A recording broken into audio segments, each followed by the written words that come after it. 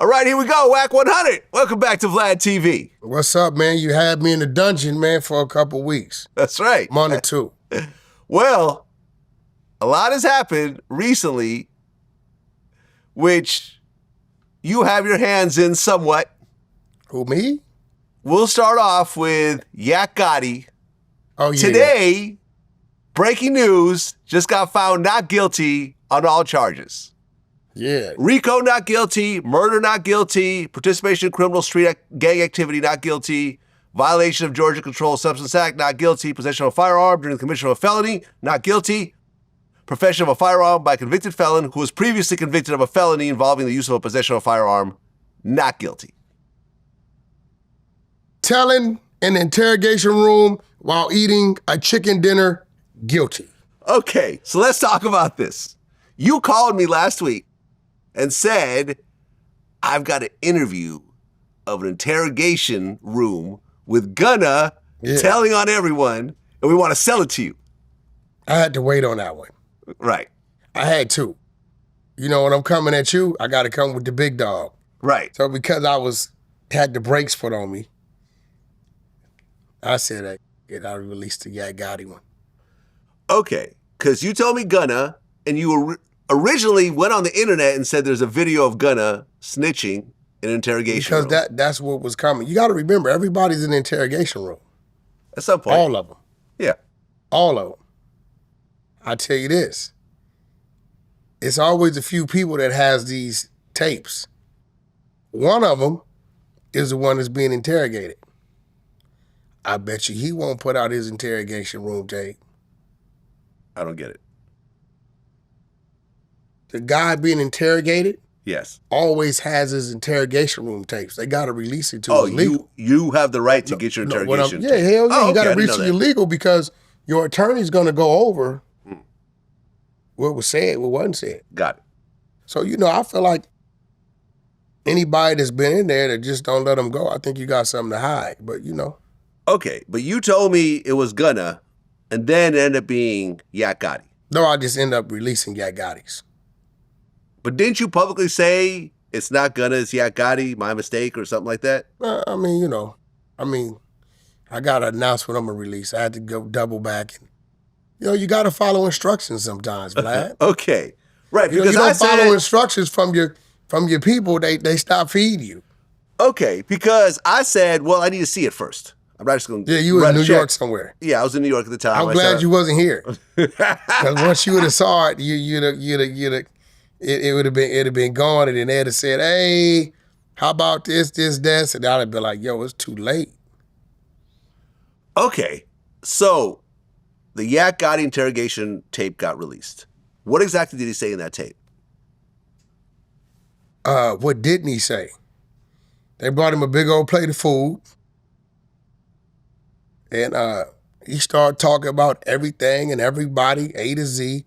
But the worst thing he said was, if you let me out of jail, I can go get you more information. Isn't that just a general thing to say to get out of the situation?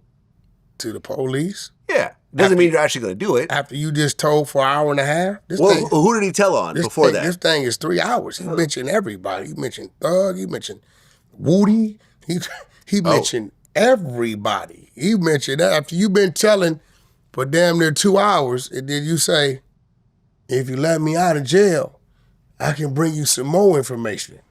So when you say some more after you've given information, it's one thing you get in there and the first minutes, let me out of jail, I'll bring some information. You ain't said nothing, okay, maybe you might be trying to finesse him. But if you've been telling for damn near 2 hours on tape while munching around chicken and greens and cornbread, and you tell them after the fact, let me out, I can get you some more information. At that point in time, it's evident what it is. Well, shortly after that video was released, Yak Gotti was stabbed in jail. I don't know, maybe he was snoring too loud. Okay, so based on your role in his stabbing, I'll roll. Hold on, based on your role in him getting stabbed, in terms of your participation, putting that out there. No, wait. Hold on. I just want to, hold on, let me ask a question. In prison, They don't have access to the internet. Well, let me just ask my question. Based on your role in Yak Gotti getting stabbed, how guilty do you feel with one being wondering what's for dinner tonight, and two wanting to take your own life based on being racked with guilt? Where are you in that spectrum? I have no feelings for people that violate the rules as they stand. People get stabbed for all kind of stuff. You can get stabbed for taking the wrong bedroll, you know what I mean? Just being from where you from. An enemy come in that moment, you know what I'm saying? So they say the guy used to be an active guy, so, I don't know who it was that stabbed him, shit. It could be somebody's baby daddy who he was involved with a woman. Who knows? It looked like they stabbed him in the head, though. They was pretty serious. They said it was minor. No, he got like 6 staples in his head. Really? Yeah, right here. They had the photo of it. Oh, okay. I didn't know that. I mean, look. But it ain't like, see, this how this works. If somebody on the streets is going to have you moved on, they're just going to have it done. They're not going to tell the people they're going to have it done. We're on social media, man. So, we are the exposers. You know what I'm saying? We're the exposers. So if it comes across our desk, people, because right now, look at it. People was hailing him a hero. He just got acquitted, right? It's a lot of people on the streets that probably was thinking dude was solid, right? And that footage dates back to 2015, 2016. Yeah. So for him telling, let me out on the streets, I'll bring you more information, he's been in there, since 2022 or so, or whatever? Yeah. Okay, well, we at least know from that day on, it's been 7 years, that he possibly been bringing them more information, right? So at the end of the day, I did my justice when it comes to an individual in the streets who was thinking maybe they can, trust him like that. I did my part. If you continue to do things or say things or involve yourself in things when it comes to this individual, that's on you. I'll let you see it. You heard it. That's on you. I mean, yeah, he was right at the finish line. He was right there, about to be acquitted, about to be hailed a hero by all of hip-hop. Then Wack100 comes in. I mean, he get out and do what all the other rats do. He'd be all right. The rats is winning these days. Yak Gotti doesn't have the fan base of a gunner. Let's keep it 100. No, he doesn't. No. And he told on Lil Woody. How could you tell on Lil Woody? Why would you tell on Lil Woody? Well, Lil Woody cooperated extensively as well. What you trying to say? Lil Woody? So you trying to say Lil Woody is more of a cooperator than Yak Gotti? I mean, I think Who told first, Lil Woody or Yak Gotti? I'm not sure about the timeline. Huh? I'm not sure. I just interviewed Lil Woody, though. I know. Yeah. I mean, he talked about how he cooperated. He just called me today and cussed me out on the way over here. Oh, did he? I can show you on my phone. He called me and cussed me out. Swear to God. He said, yeah, punk ass nigga, I just released another song dissing your ass. Yeah, and send it to my text. I swear I can show you the time. I didn't even hear it. Like, I swear you think let's hear the Lil Woody Wack100 diss song. I want to hear this. Hold on, I swear to God. Look. Where's he at? Did he have like the Tupac intro? Listen. The hit him up intro? It's crazy when he calls because he talks so much. All right, there we go. Look. Wait. He said he was sending it. That's his call. Let's see if he'll cuss me out. Let's see. Can I call him real quick? Watch this. We need to get this. All right, let's go. Hey, man. Hey, you got that sucker whack up there? Did you really tell this man? Gang, baby. Hold on, bro. Change on your neck. Did you really tell this man you got hit in the head when you was 10? Bro. Yes or no? Nigga, don't ask me no. Did you tell that man that? I don't Did you tell that man that? Now, you know what happened to you 2 days ago. You know what happened to you 2 days ago.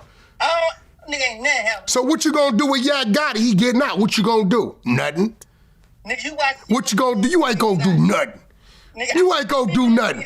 You ain't gonna do nothing. And I told you next time you talk to me, have that hat on. I told you I don't want you bald-headed. That's why you got that hat. You doing what I told you to do. You keep the hat on your head.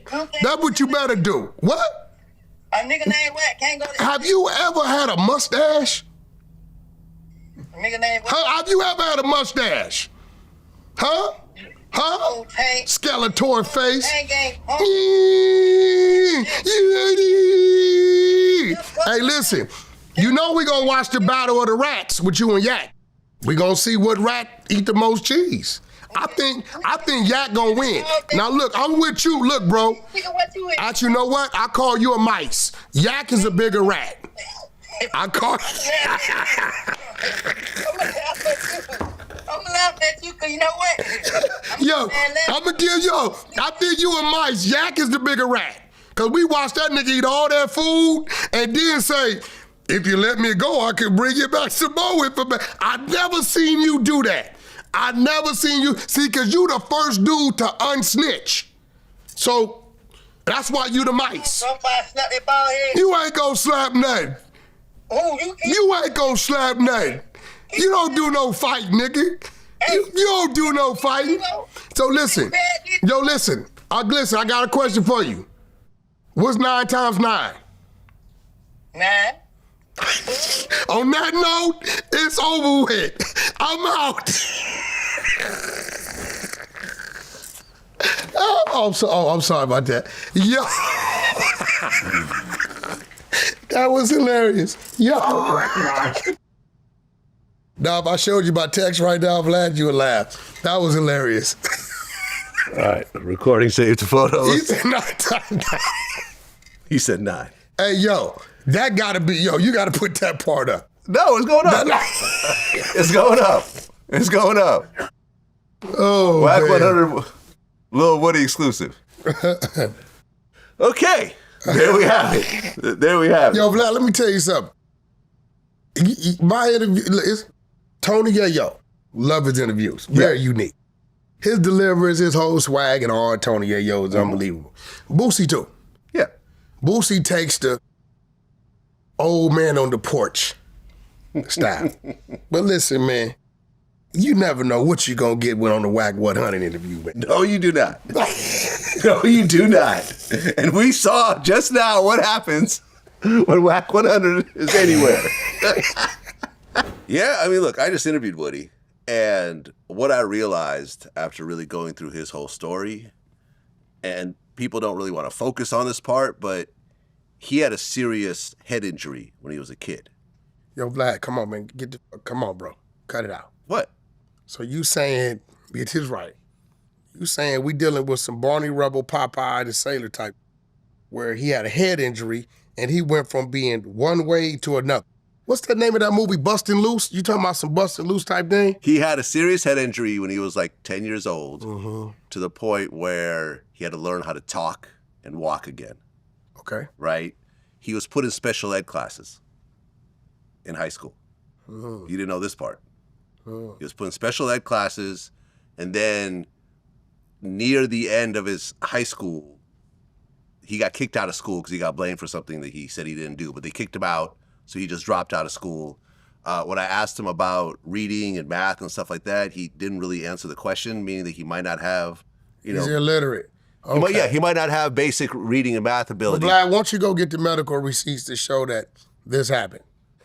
Look, this is the story that he told. I can't vouch for every part of it, but he has, I think, like a scar like on his forehead and stuff like that. See the scar right here? I was 10, I got hit in the head. And then, my people them, they took me to the hospital, and when I came out of the hospital, I wasn't the same. I went to ESL class, and I just dropped out, and I just joined the streets, and I knew what I was doing, and I told. That what you saying? What happened? I mean, look, So he could differentiate the difference between street and. Well, what I'm saying is you have someone who has serious head trauma, is in special ed classes, doesn't get, then gets kicked out of school, father dies, mother dies shortly afterwards, he's by himself, he's not getting the care, and possibly the medications that he needs, he's got anger issues. And it sounds like the everyday youngster growing up in the streets. We fall off mini bikes, we get jumped, we play football, You know, we crash vehicles and hit our head on the steering wheels and jump out. And we got fathers as drug addicts and mothers that we don't know where they at. We're raised by the grandmother that really can't get around. Is this the things you're talking about? Yeah, but not everyone ends up in special ed classes. You see what I'm saying? Even the people that are going through that still read, write, do well in school if they apply themselves and so forth. That starts earlier, like kindergarten, pre-K, first, second, third, fourth, fifth. By the time you get into junior high school or sixth grade, you know, either you was applying yourself or you wasn't. Special ed. So you're saying prior to him getting hit in the head, he wasn't in special ed classes? Doesn't sound like it, no. No? Oh. No. Based on what he said. You're going for this story. I mean, I don't see a reason to lie about this part of his life. It's not like he's bragging about it or this is something to brag about.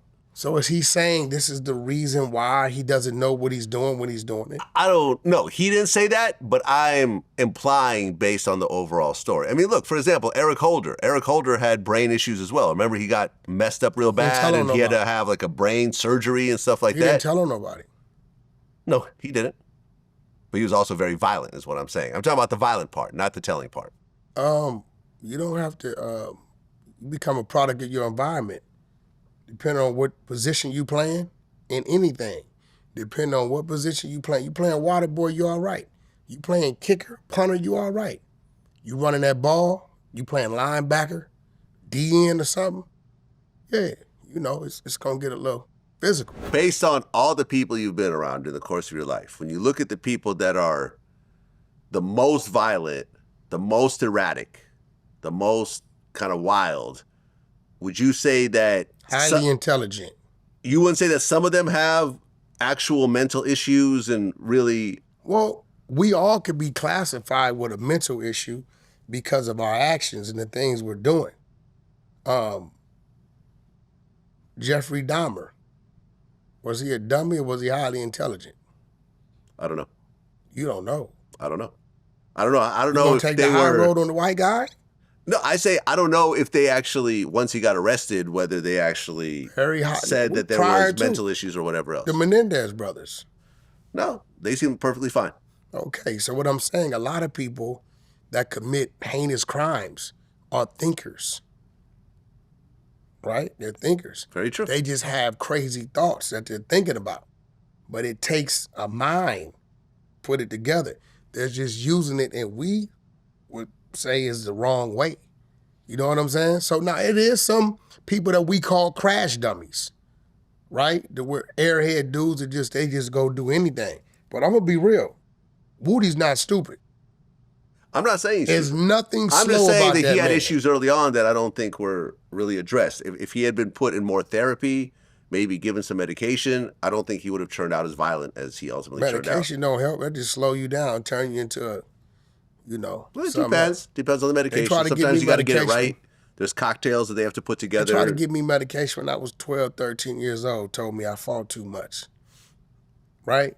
And they scheduled a meeting for me to go talk to the site. So the night before, I went up to the staff and said, listen, they're trying to put me on medication. Thorazine, Siloquan, Triloquan, Haldol, all this crazy stuff, right? At 12, 13, 14, I was 13, 14, right? Saying because I fought too much, right? Mm-hmm. So I went up there and I told the staff exactly what I was gonna do. I made them write down everything I told them I was gonna do the next day. They signed it, I signed it. I went down there, I walked in like I had an imaginary dog, had a bird on my shoulder. I had full-blown conversations with the imaginary dog and the bird, right? Hey, listen, I'm not talking. Hey, God damn it, you peed on me. Like the full-blown conversation. 2-3 days later, it comes back to evaluation that I need these medications. I refused the medication. So then they was like, well, he got to go to solitary confinement till he takes it.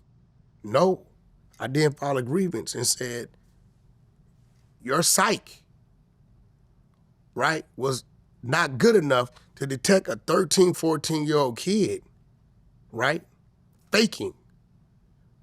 Now, prior to, if you look at what the psych wrote up and what I told the staff I was gonna do, it was identical.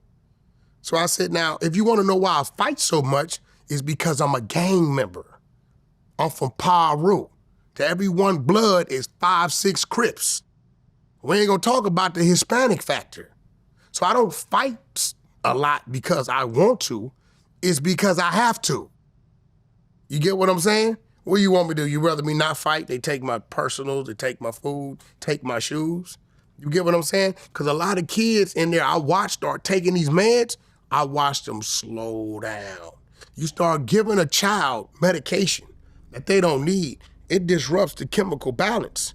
Yeah. And then before you know it, you turn this child into something that he would not have been. So, I watch Woody. It's nothing. You get caught up in how he talks is how he talks. But if you watch what he's doing, everything he's doing is by plan. You know what I mean? He's growing more and more and more. Dude's not stupid. If he can get you to believe he's stupid, he gets you to watch him and you laugh at him. He's entertaining you, but dude's not stupid. Yeah, he did some telling, but a lot of these people is telling. That's his business. He asked me, why do you talk about me? I said, what are you talking about? Everybody talks about you. We're in the land of blogging. We're in the land of podcasting. I really talk about you. I'm helping you talking about you, don't I? He said, I can't front. When your crazy bald head old ass say some shit about me, it go everywhere. So I ain't even mad no more. But I still don't like you, punk ass. But I can respect the fact, that DC tells me if Woody calls Wack, I'm answer. Okay. I answer Woody's phone calls. Okay. Woody was completely professional. We had a conversation, how the interview's going to go down, how the money's going to change hands and everything. And it was a little different how we usually do it, but I'm like, okay, I trust you. Danza, co-sign for him and everything else like that. And it went exactly the way he told me it would go. Yeah. On time, professional, no lateness, knocked it out, did good business, period. He's found his lane. Yeah. He doesn't have to depend on the next man to help him, who he feels wasn't helping him, that was just putting him in situations that could hurt him. Yeah. So I think at this point in time, he understands the business and he doesn't want to mess up the business. I had Boosie on my show recently, and I mentioned Woody. And what he said was, in Baton Rouge, because Woody still lives in Atlanta, right? Yeah. He said in Baton Rouge, Woody wouldn't last a week. If he was in Baton Rouge somewhere like... Who, Woody? Yeah. So you don't think Woody would be able to walk around Baton Rouge? Fuck no. He's still in Atlanta, though. He still lives out there. He wouldn't... How long? He would have been... He wouldn't have lasted 3 weeks in Baton Rouge. He wouldn't have lasted probably a week in Baton Rouge. So you 3 feel... days. Okay, so you feel that in Baton Rouge, people are willing to risk their own freedom to retaliate against someone who's snitching? Yeah. You've seen it happen? A huncho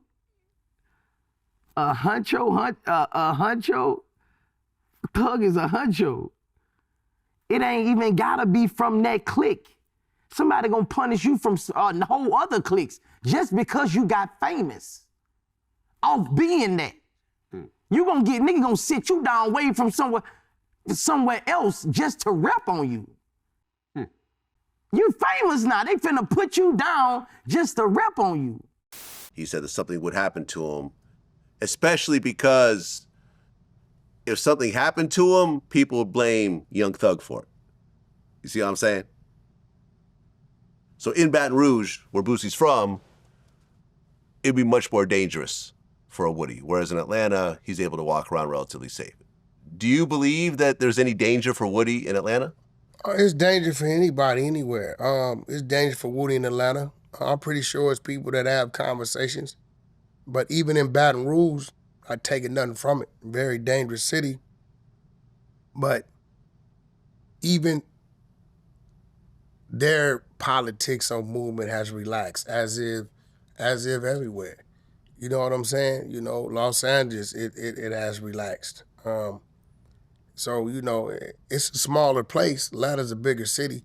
Woody can kind of move, through the outskirts a little different. But where it looks like to me, he moving right in plain view. Right. And everybody got their team. What I do see these days is got groups of people who, they don't care. So at the end of the day, it's going to be your team versus his team. Now, did he do something to you? Is it worth the risk of imprisonment? Is it worth the risk of you being, killed or hospitalized? And this is how people looking at it. Back in the day, once you were identified as a snitch, it didn't matter who caught you. It didn't matter. You know what I mean? These days, people are kind of like, he ain't tell on me, I ain't tripping. Because we all have people that, if we want to take the risk to crash out, we got those people that I'd rather take that risk doing that on my behalf than just cleaning something up or something that has nothing to do with me. Well, what's interesting is when we had our last interview, I think, you predicted that Young Thug would get time served. Definitely. Young Thug got time served. Definitely. Everyone was shocked except for you. Said it before it happened. Okay, why would you say that? Okay, first of all, I seen that they had somebody else running for that head DA spot, right? And her whole campaign was, if I get elected, I'm gonna quit Young Thug, Right. right? So now what they're playing on is, if you notice, Young Thug was released right before the vote. Right? I get a conviction and let him go on a case that's a wobbler now. Very much so. It's a wobbler. So do I play it all the way out and he walks? Right. As Or there's a mistrial. or and we have as to start Yak Gotti over. did today. It's still a YSL Rico. Yak Gotti, he was actually freed. He was actually found not guilty. Yeah, no, that's what I'm saying. There was no Do mistrial. I play it all the way out with Thug and he walks and I look crazy? All the time, effort, the money, resources we spend into the this. longest trial in Georgia history And we look crazy. ever. Yeah. Or do I get a conviction Right. and free him to make it look like I show some amnesty where I can capitalize off some of these votes that she's trying to get based on she'll free Young Thug if she's elected. If she frees Young Thug, right, you lose those people that may have voted for you just for that, right? And if I get them to take this deal, she still gets a conviction. Right. Because when you plead guilty, when you take a plea deal, it's still a conviction. It's a conviction on the books. Right. But I can't say that Donovan Nutt Thomas's family is probably very upset over, him getting time served. Because from what I was told, his mother went to like over 100 court days to actually watch this play out, only to have this guy walk after 2 years with just probation. Well, at the end of the day, it was never proven that Thug did it himself. True. And they couldn't prove that he had it done. Yeah. So why would she be upset? Wouldn't she want the right people convicted of that? You wouldn't want an innocent person convicted of that. Yeah, I mean, it's interesting because when I did the interview with Woody, we went through the whole case. And didn't Woody cop to that one? Him and his buddy? I remember, was that the one at the barbershop or something? It's very muddy. But that's there was the a secret meeting, right? and everything. Well, a barbershop, Nutt got killed in front of a barbershop. And what happened was, after he got shot, his brother was there, and his brother said that Nutt's last words were, "Young Thug had me killed." See, now there's some Tupac right now.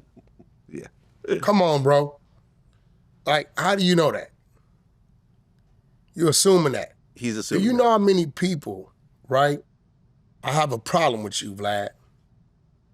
And they know, everybody knows that you guys have a problem. So if something happens to you right now, they're automatically gonna look your way. They sit back. Yo, you heard such and such got into it, right? Right? Such and such got to be a total different dude. All right? Now the dude that been waiting a year, 2, 3 years, he makes his move. Why? Because nobody's gonna be thinking it's him. They're gonna think it's the guy you just got into it with, right? So Tupac did the same thing. Got rushed at Quad Studios, initiated the shooting. He shot himself. He fired the first shot. And then turned around, right? After you didn't talk to these dudes walking up upstairs, yo, we up here, man. We in studio, whatever. They hear the shots. If we sent the hit and we hear the shots, our alibi is the studio. Yeah, you're not coming down. We're not coming down. No, it's established that Biggie and, We're Puffy not, had but it's nothing the to do same with the thing. shooting. Yeah, that's Dude come down the stairs, he sees him. Y'all did it. So at the end of the day, man, unless I mean, like, he's assuming that. If he had a problem, maybe he did have a problem. The Thug might have said something his own, maybe he did, but I'm pretty sure Thug is not the only individual that person had an issue with. Look, I'm not saying he had anything to do with it, but when you look at the actual case, it's fairly crazy because according to the paperwork, they say that Thug put a green light on Nut, and after the actual shooting, they said that Young Thug met with Woody and the other guys at a McDonald's right afterwards. What did Woody say? Woody said it had nothing to do with Thug. That's what Woody said. My homeboy But and him I had an think issue. previously, when he was in interrogation rooms, he said something very different. Now, when he got on the stand and when he started doing interviews, the story changed. Yeah, so at the end of the day, blessings to him and his family, but you can't put it on the man if it wasn't proven, man. Well, and after the murder happened, Woody went to Young Thug's condo and he packed and then he left to Miami. There's a lot of stuff in was there. Thug at the condo? Not sure. So even if Thug was at the condo, right? Listen, even if Thug was at the condo, I could have just did something before I got here. Mm-hmm. Because I want to claim I was at Vlad. At this point, it doesn't the matter. time frame. It doesn't matter at this point. He's freed. He did his time served. He pled guilty to some lesser charges. And whatever we say at this point doesn't matter. There's no double jeopardy. He can't be retried. This is why we're talking about it openly. It doesn't matter. Young Thug is free. And number one, he's got 15 years probation. Do you think he can stay clean during those 15 years? Well, he got 35 years over his head. Let's get it right. If he goes back in. But the He got probation. 15 years clean. So let's say he violates, right? And they say for this violation, we're going to give you 3 years. And let's say he's out 2 years, right? So after you're out 2 years to the 3, they're going to say, now at this point, they're going to say, you got 30 years left.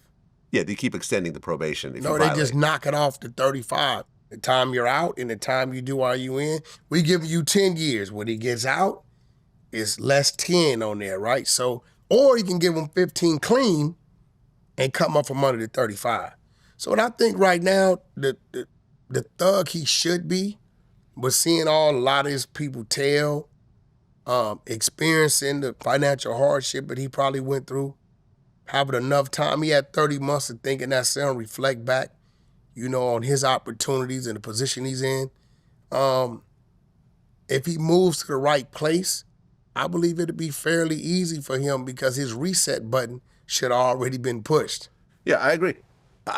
Going through what he went through as a multimillionaire, living in mansions and so forth, I think he learned his lesson, knowing that he potentially had life on the table. It's real. Yeah. Earlier today, Kendrick and SZA announced a tour. That's going to be huge. They going on tour together? They're going on tour together. Yeah, that's huge. I mean, Kendrick selling out arenas on his own, SZA selling out arenas on her own. So now you bringing a hip-hop and R&B kind of pop crowd together. It's over with. They're going to have to do like 2 shows in every city. No, it's a stadium tour. Gotta be. Right. But what's interesting about this tour is on June 12th, they're playing in Toronto, Ontario at the Rogers Centre. What's wrong with that? Well, that's Drake's hometown. How do you think this is going to go down? Well, it's obvious. At least we can say, well, at least Drake ain't in control of Toronto because he ain't stopping that show. Okay, we could paint that picture because they've been It's already been booked at this point. They saying he was stopping shows, right? I guess people going up there, but I heard Roddy Ricch kind of like made claim to that because Drake helped him get into Canada once. It's this time he couldn't get in. I don't know if it was Schoolboy Q or somebody else. Schoolboy Q claimed the show was canceled in Canada. Canceled. So for them to book Kendrick up there like that, You know, well, hey, listen, it's letting you know either it was a myth or how much pull he had, and or they saying, hey, look, out with the old, in with the new. It's a new king here. I mean, what's gonna happen when Kendrick performs Not Like Us in Toronto? Because he's gonna have to perform it. There's no way he could do that show without performing that song. The fans are gonna jump up and go crazy. The same thing that's gonna happen at the Super Bowl. Yeah, man, it's gonna be wild. I think Drake's guy Top 5 said he'll respect Kendrick if he shows up without police security, which is ridiculous. Man, Kendrick's dude not showing ain't up with nobody, bro. Dude is nobody. Come on, we watched this same dude get mushed in the face and kicked in the ass. Oh, I was only 19. I don't know where y'all come from, bro. We off the porch at 12, right? We ain't going for that. What you mean you was only 19 when you got mushed in the face and kicked in the ass? How are you supposed to be when you got the heart of a man to not allow that to happen? So, you know, dude just do a lot of talk. Your little dude, 140 pounds, do a lot of talk. Ain't nobody worrying about dude.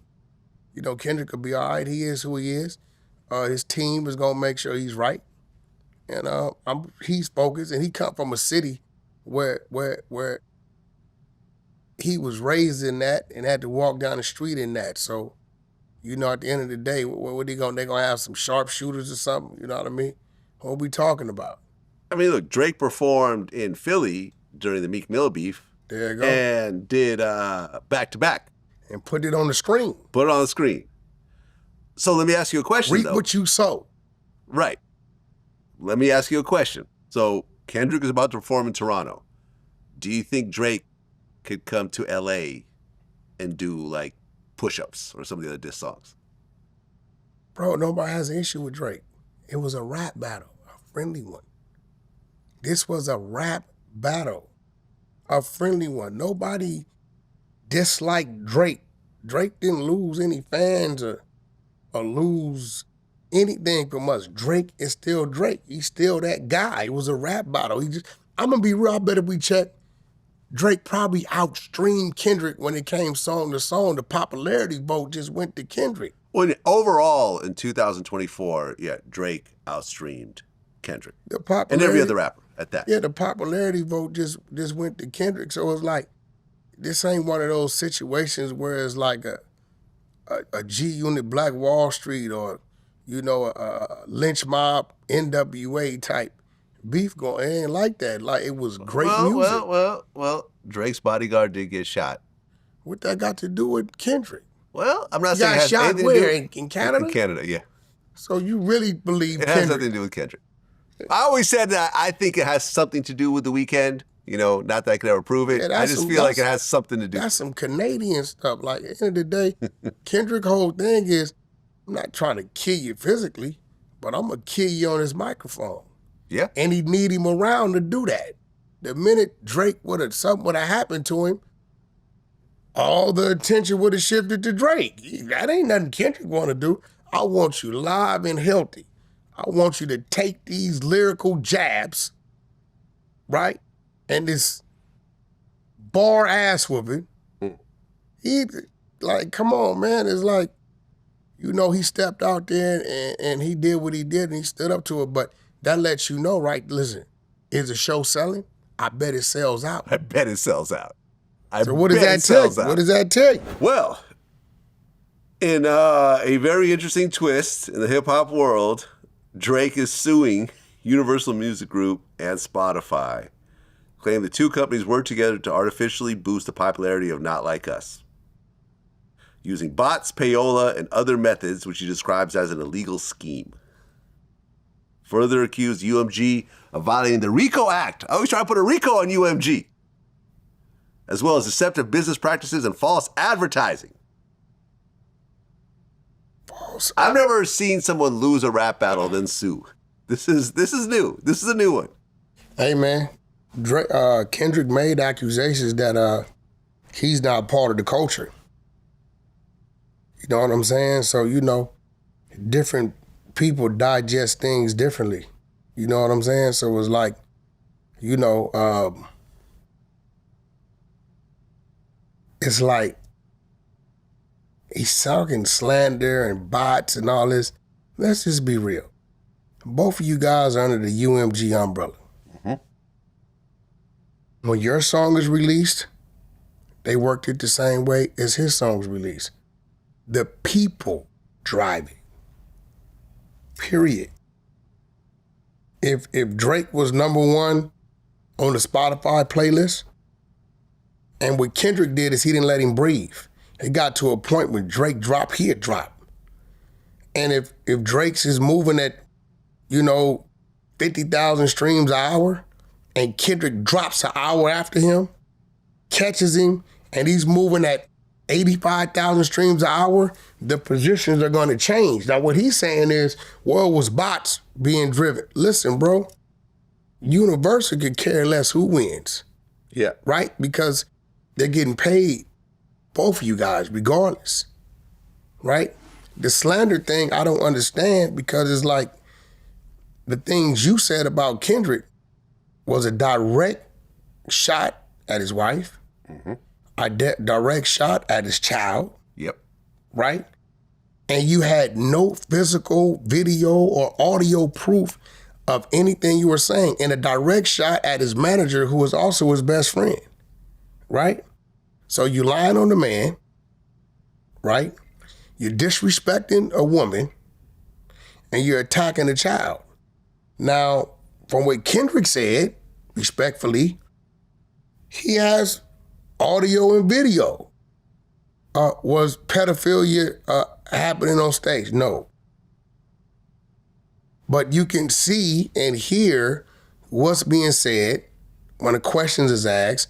You can hear the young lady clearly state her age, and in some people's mind, the age she said at that point, people would have said you should have retreated, right, from any type of conversation that can be symbolic to grooming or making a pass at, right? Although 17 is still legal age of consent in the state of California, right?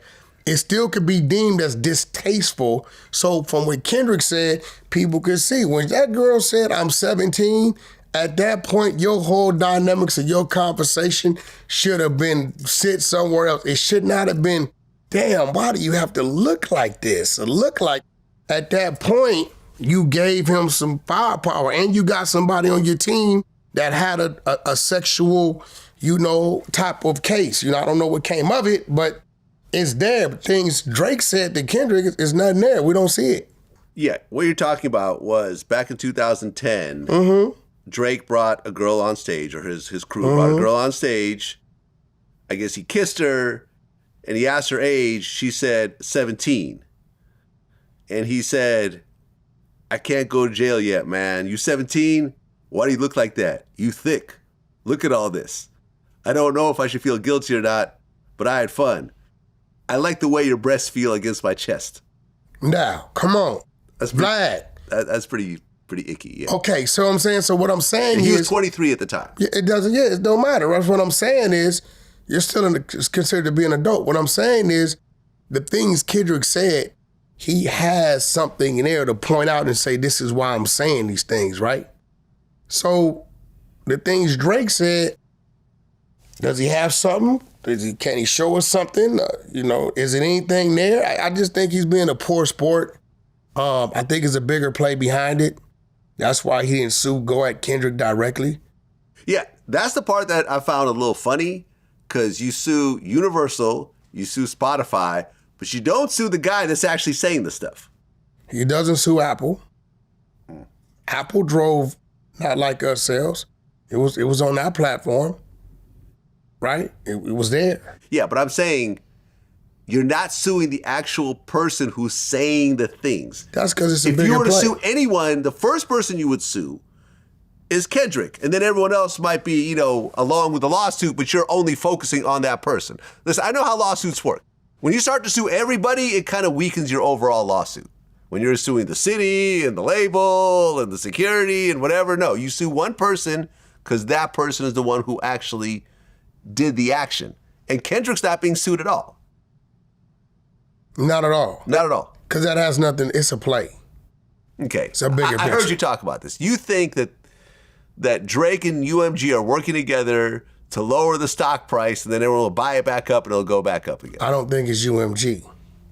Who is it then? Somebody else, a more prominent person, directly that we know of. Drake, you got a leak. You got a leak. You got a leak in the camp. It's not UMG. UMG will ultimately benefit in the long run. But remember I said this, over the next 90 days, we'll monitor the stock. It was doing about 23 euros as of like 4 days ago. It's down to like 23 and 22 now, some change. That stock get to teetering in that 16 and 12 and something, and you see somebody swoop in there and buy a couple million shares, and I'm gonna give it to about April, May-ish, between March and May, you'll hear Drake drop the suit. Listen, as someone who has been hard on the stock market for 15 years, I can tell you that a lawsuit by Drake will not affect the overall stock price of UMG. UMG is a $42.6 billion market cap. Okay, how old is this stock? How old is the stock? Probably pretty old, man. Well, I mean, UMG, it probably changed hands a few times in terms of corporations, but UMG's been around for decades. Yeah, but how long has it been public on the stock market? 2021. 3 years ago. If I would have asked you that, you would have answered that before you researched it, you would have thought it been that way, right? Yeah. Okay, so let the street guy with a GED talk to you. Huh? Now, I said what I said. Like I said what I said about Thug, right? So all we can do is sit back and watch the show. I don't believe he's in cahoots with UMG. I believe he's trying to drive down the stock, come in, swoop up a bunch of it, drop the lawsuit, and somewhere about July, August, we'll see UMG stock probably up to 30, 40 bucks. And at that point in time, we'll see it drop down into its teens. Right. Well, it's never been at 40. So I'm looking at the stock price I'm right glad now. you said that. Right. So on July 19th of this year, it was at 28 euros. I'm and then glad you said that. There was a big drop that happened right after that. I'm not quite sure why, but then it dropped from 28 to 21, that's a 25% drop. Yeah, now it was teetering about 23, 24 the other day. It's down about 22 and some change. I got a team watching it. Because as soon as it drops, I'm going to go buy up a bunch of it as well. You know what I'm saying? All right. We'll see what happens, man. Yeah. We'll see what happens. You remember, because I think that 2021, it got you thinking a little bit right now. Yeah, no, I mean, it's a relatively new stock. I thought it was old. One thing you know about me, Vlad, if I say I know, then I know. Well, you spoke with academics, and you talked about Kendrick being photographed with an alleged pedophile? No, academics brought that up. It's a fan. Like, it's a dude that shows up. You got these loyal dudes that show up to anything you do, right? Game has them, especially when we go overseas. It's certain dudes that no matter where we at, I'm like, yo, did this dude follow the bus? A couple of them follow the bus. So in certain cities, when we pull up, they're always there. So it gets to a point that we're like, yo, bro, you been coming out 5, 10, 15 years. Game be like, yo, dude been coming out. Well, I said, well, shit, I've been out here with you this many years. Come on back. We let them back. We give them their pictures. We give them their perks. Some of them we let come on stage, or we give them position in front of the stage. We take pictures. We don't know what a fan got going on. So, Act is like anti-Kendrick now because I think he's pro-Drake. The anti-Kendrick is kicking in because it's a Drake and Kendrick thing. I don't think he really dislikes Kendrick, but because he stands with Drake so firmly, he's looking for something to try to sway or shift it. But at this point in time, it's like it has Drake looking like he's still pouting and crying. It's been like, 7, 8 months? Yeah. I mean, you said May, when did it drop? In May? Well, you've said that the UMG lawsuit is over jealousy because GNX did so well. Definitely. And I seen somebody say, 10 years ago when Drake dropped his surprise album and did $500,000, 319,000 today is just as strong or stronger than what that $500,000 number represented 10 years ago. I agree. And I believe Kendrick is just doing that, right? So he can settle what's going on with him. Everybody's on the moon about Not Like Us, right? Everybody's on the moon there. So I think this 12 tracks he released, A, show love to the local artists that, you know, he allowed to come up there and rock out with him. B, right, it gave his fans something to rest on. Come down off that Not Like Us cloud and listen to some good music. So when he drops come Super Bowl time, I believe he gonna feed us another 15 to 18 tracks. This is just what I'm feeling like, because that wasn't the traditional Kendrick way of releasing music. Right, but that album has grown on me, man. At first, I was like, all right, this sounds like a mixtape. He's putting on a bunch of local artists. It's probably just like a, you know, like a little throwaway joint before the real album. But the more I listen to it, I'm like, yo, this is actually a great album. Now, I actually like it better than the last album. Exactly, me too. Yeah. So if that's grown on you, right? Yeah. And they chose to release those 12, what do you think is coming after it? I don't know. That's it might why- be nothing. This might be the album. Nah. You don't think so? You don't think so? I think he knew he had to feed his fans something. It was a great project to bring us down off that high horse of Not Like Us, bring us back down to like listening to music. Everything's not gonna be to that dynamic, right? Gave us something for the holidays. Fed his star power to the people to let them know, yo, he dropped something overnight, no promo, no nothing. Now think about it. What if he'd have did what everybody else does and added Not Like Us to that? His overall would have been even stronger. Yeah, he you're wouldn't right. have got the first week count, but he would have got an overall album sale count. He would have right. pushed him well off, probably closer to damn near 500K, easy. True. Yeah, true. I mean, because Not Like Us, after the Drake lawsuit, actually increased 440%. But, of course, GNX, I'm sure, helped with that as well. Well, I mean, at the end of the day, he didn't add it to the GNX. Right, but I'm saying everyone's listening to GNX. They probably will go back and also listen to Not Like so, Us. During, most people would have, Vlad, Not Like Us would have been on there. No, I feel you. And look, Squabble Up debuted at #1. And in fact, the top 5 slots on the Hot 100 are all Kendrick songs off GNX. I mean, the first 12 slots on Apple that week was all Kendrick. It's all GNX, yeah.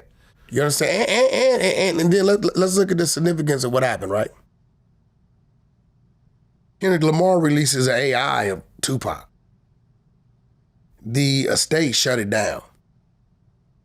Wait. No, Drake. Drake releases an AI of Tupac. The estate shuts it down. Correct.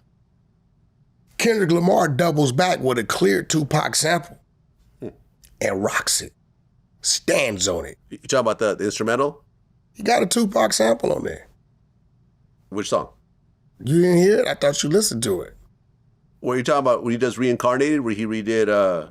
It's a Tupac sample on there. It's a Tupac song. Come on, Vlad. Come on. Man, you wear too much Burberry. No, you know what? You got Gucci on. That's the problem. I knew something was a little off. You usually Burberry'd out. Now you came today with your Gucci on. It's a Tupac sample on there. Cleared the right way. Well, you're talking about the Made... Okay, so he redid the song Made by Tupac. I don't want to say the second word. Just say Made. But he rocked it, right? He did a great job of it. He rocked It wasn't it. a sample. I mean, he just used the same instrumental. That's sampling it. Okay. Right? He didn't use his voice, though. No. He used his voice. Yeah, no, I mean, but he sampled it, right? I mean, that's what I've been saying the whole time. When's the last time you heard a Tupac sample? Cleared. In terms of instrumentals, Give me, how long? me and my girlfriend, Jay-Z and Beyonce. How long ago that been? That was a long time ago. Yeah, there it goes, right? So, I think that the power, the say-so, the who's who is shifting. Drake is who he is. I don't believe nobody brought Drake down. I don't believe you can bring Drake down, right? It's only one person that can bring Drake down. I think you can bring anybody down. No. It's only one person that can bring Drake down. Drake. He's the only person that can bring him down. Now he got other issues going on. Other scrutiny going on that's like, it's real nasty. And I hope it's just talk. But you got this guy coming down on appeal, screaming Drake's name for some reason. Who is this? On the Triple X, whatever that dude name. I always say his name wrong. The youngster got killed out of Florida. Oh, yeah, XXXTentacion. Yeah, you got... Yeah, no, that was silly. No. I'm going to tell you why it's not silly. Okay. He's coming down on appeal. the driver or the shooter, one of the two. He's screaming Drake's name. Right. He's You been have his saying that. attorney. He's been saying. He's saying that he killed XXXTentacion because of Drake. Because Drake No, paid listen, for it or something silly. listen. You have the attorney saying a lot of things, right? Me personally, I don't think that's Drake's style. I don't think Drake's into that. I don't think he had a reason to do that. There's nothing you could tell me, a female or a diss song, that would sway me to believe that Drake would go that far. Yeah. I don't think that's him. But, right, when you start playing with certain people, right? When you start playing with certain people, we're witnessing this as we speak. When you start puffing on the wrong cigar, smoke will come. We watch old Puff Daddy play with the wrong people, right? And we watch something get exaggerated to a point to where fun or what people chose to do is now a federal case and you looking at 30, 40, 50 years, right? Okay. Yeah. When you have these type of things, the powers that be that can take these type of things and enhance them in a way to where it stops or blocks business. You get what I'm saying? This is real, right? We watched Geronimo Pratt. He did 33 years for a crime he didn't do, right? Mm-hmm. Could they have investigated that correctly? Did they turn the blind eye to a few things? Absolutely, right? I mean, it's evident, it's blood, right? We didn't know, now we know. Okay, we'll let him go, right? So I'm just saying that I don't think certain things are a coincidence when things start happening when other things are happening. That UMG situation is a giant. The people we see aren't really the people behind it. It's deeper than we know.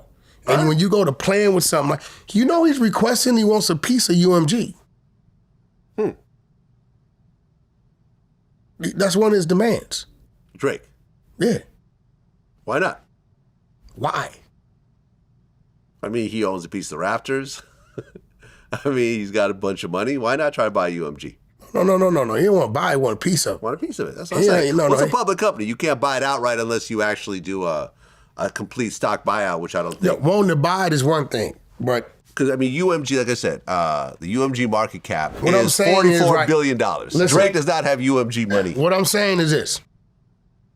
If UMG wants you as a partner, right, it's going to be them letting people know, we're going to do a partnership with Drake. Right, and they have a partnership with Drake. Because they want you as a partner when they want people to know, right? They've thought this out. This is part of their strategy. One thing leads to another. But when you got lawsuits going on and certain demands going on, and I don't know, man. I hope Drake has never done anything to me. He's always showed me love. It's just I hope he knows what he's doing when he's playing with this type of situation. You know what I'm saying? It could get bigger than him. Well, on the GNX album, Lefty Gunplay shows up on TV Off. And I interviewed Lefty. He shows up on where? TV Off. You're lying. Lefty's not on no verse. He's at the end doing a chant. Cap. Lefty's not on no verse. He does a chant at the end. He does what? A chant. Hold on. A chant? Yeah. Is this some new 2024 thing? Because I've never heard of, I got a chant on a certain song. Now, no disrespect, chant has, in my book, has been something that was dominated by who we call the Native Americans, right? Okay. Chants, right? Or football teams, right? I played for the North Valley Golden Bears. We had certain chants we did when we beat our pads. You telling me, can you give me another rapper that says, I got a chant on the song? At the very end, he said, shit get crazy, scary, spooky, hilarious. Okay. So he repeats that a few times. All right. Which, look, is that a bridge? Let me just say this. Hold on. Is that a bridge? Is that in the middle of the song? In the song. In the song. Okay. Crazy, scary. Okay, so look, when Lefty, hold on, let me just say this. When Lefty was here a few weeks ago, we did the interview, he actually mentioned he was in the studio with Kendrick, but he signed an NDA, so I couldn't say anything. So there's a tweet They came out afterwards. I said, you wouldn't believe who was just in the studio with Kendrick, and it became news everywhere. It was the top of Reddit, whatever else. But I didn't say who it was because it was actually Lefty. And the album came out, Lefty's on it. I know that Lefty said some things about you and Adam on my interview. I don't know. I didn't see it, but here goes the thing. Like, you and Adam talked about it. I saw the clip. Okay. Okay. And I know that you and Adam were kind of clowning Lefty and saying that, oh, Kendrick just kind of felt sorry for him and put him on there. I don't think Kendrick is doing anyone any favors when it comes to his own albums. If he puts someone on there, it's because he actually wants it on there. I don't think Kendrick could be pressured or, bullied into putting someone on his album. All right, Vlad, let me give it to you. Am I right? I get it. Am I right? I get it. Listen, let me give it to you. Me and Adam's No Jumper. Yeah. Vlad, we need to show up to No Jumper. Come on, come on, interview us. Right? Cool. You pull up, you get out, we meet you at the door. Yo, Vlad, turn around. Take a picture. Boom. All right, Vlad, you can go home. We post on social media, check out our next interview with Vlad. But all you did was took a picture and said, yo, what up? Check me out on No Jumper. That's all you did. You didn't sit down, you didn't mic up, you didn't have a conversation. Is that an interview? Lefty's actually on the song. Is that an interview? He's on the song. You were actually at No Jumper. I see where you're going with this. You were actually at No Jumper. Yes. You were actually at No Jumper with Adam and Wack. You were actually there and you said something. And we said, yeah, this Sunday, 12 noon, right? I think the better example is if I go on No Jumper and my interview is like 15 minutes. No. As opposed to 2 hours. Listen. I'll go for a bridge. I'll go for a hook. Look it. Tell me you on the ad-libs.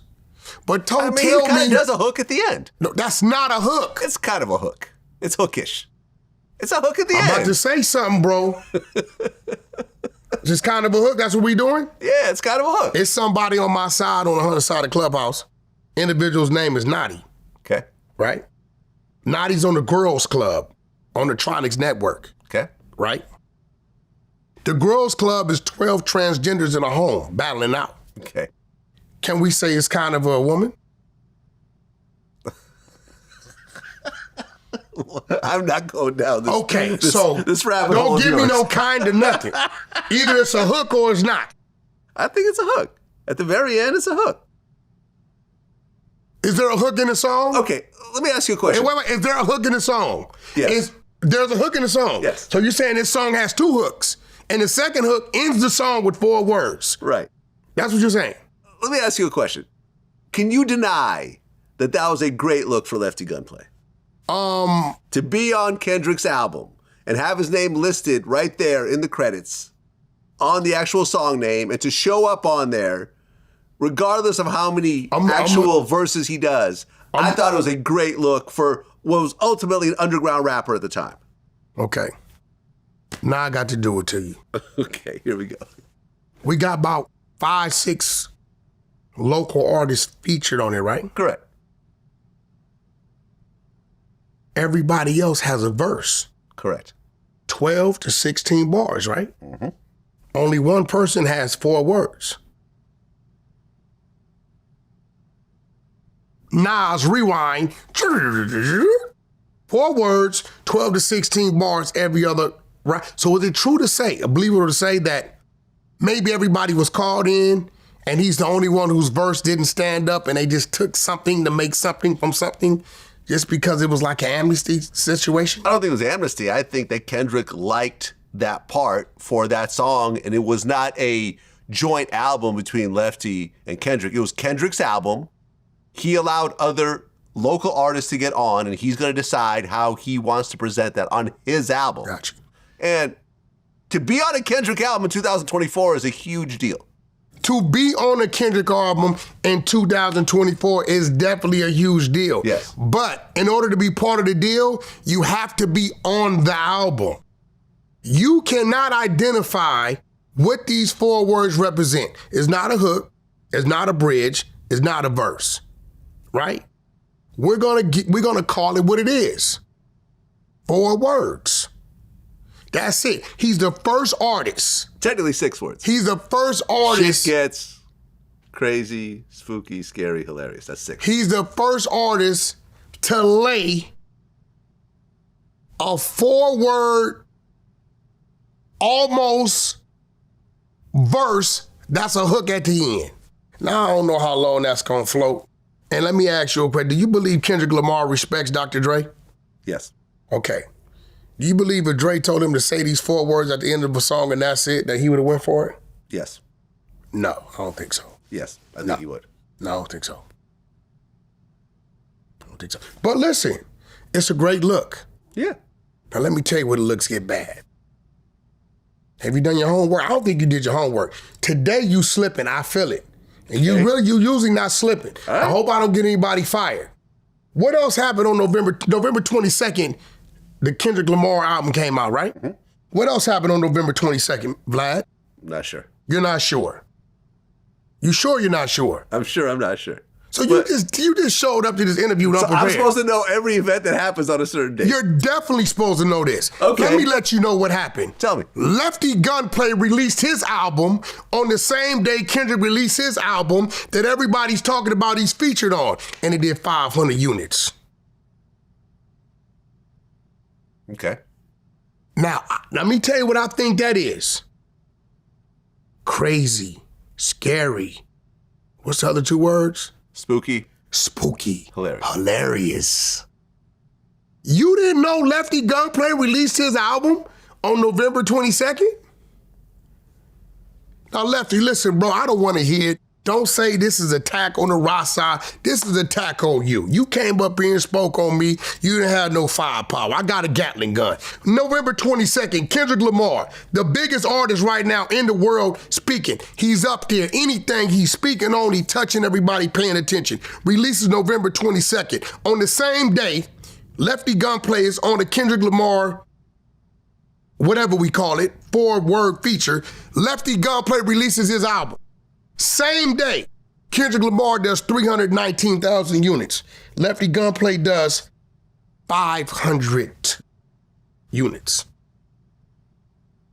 Is that a little spooky? Could it be hilarious? I'm just asking. Could this be hilarious? Could this be considered like, whoa, everybody's talking about you on this Kendrick album, same date you released. You did 500. 500, not 5,000. 500, 500, decimal 00, no commas. This 500 has no commas. This is not 1,500.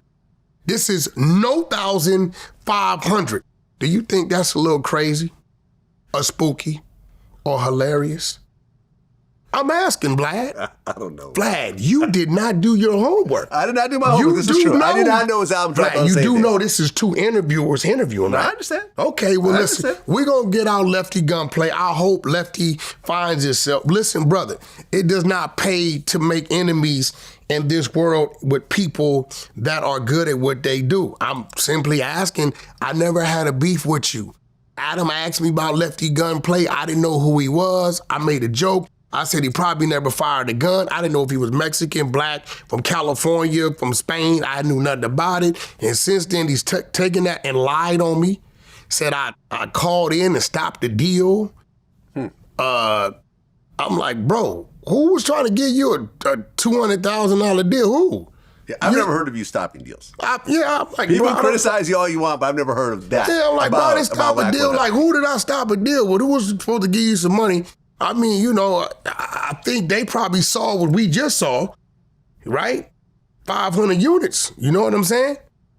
Right? He did the equivalent of, what was it? We came up with maybe like 800,000 streams, and when you divide that by 1,500, which represents how many streams, it represents one album sale, you know, you come up about, 500, maybe 5 to 800, whatever, 8 and 5, 13, let's average it out. 13, 650. 650. When Kendrick dropped GNX, he mentioned Lil Wayne.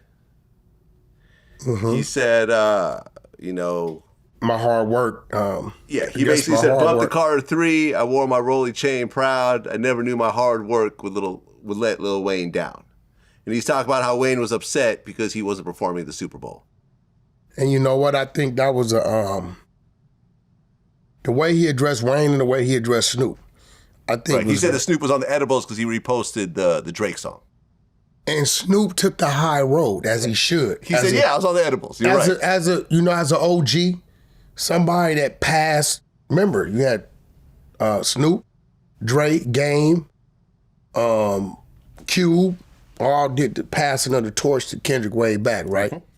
And for somebody to say, you know what, as Snoop would say, if nephew feels some kind of way, I'm gonna acknowledge that. He took the high road. Yeah. I would also say Kendrick took the high road with how he addressed Wayne. Listen to what he says. I guess my hard work let Lil Wayne down. Yeah, he didn't diss him. No, he's pretty much saying like, damn, bro, why you couldn't congratulate me? Right. You can speak on how you were let down because you were looking to do and Super Bowls aren't, I wouldn't doubt if Wayne doing a Super Bowl next year up in Frisco or, wherever it's at up in, at their stadium in Mountain View, right, in Cali. But all right, you let down, it'd have been a good look for you in New Orleans or whatever. But I think it could have been followed by, Kendrick, my guy, been putting a lot of work. I'm looking forward to seeing the performance. Mm-hmm. I guess my hard work let Lil Wayne down.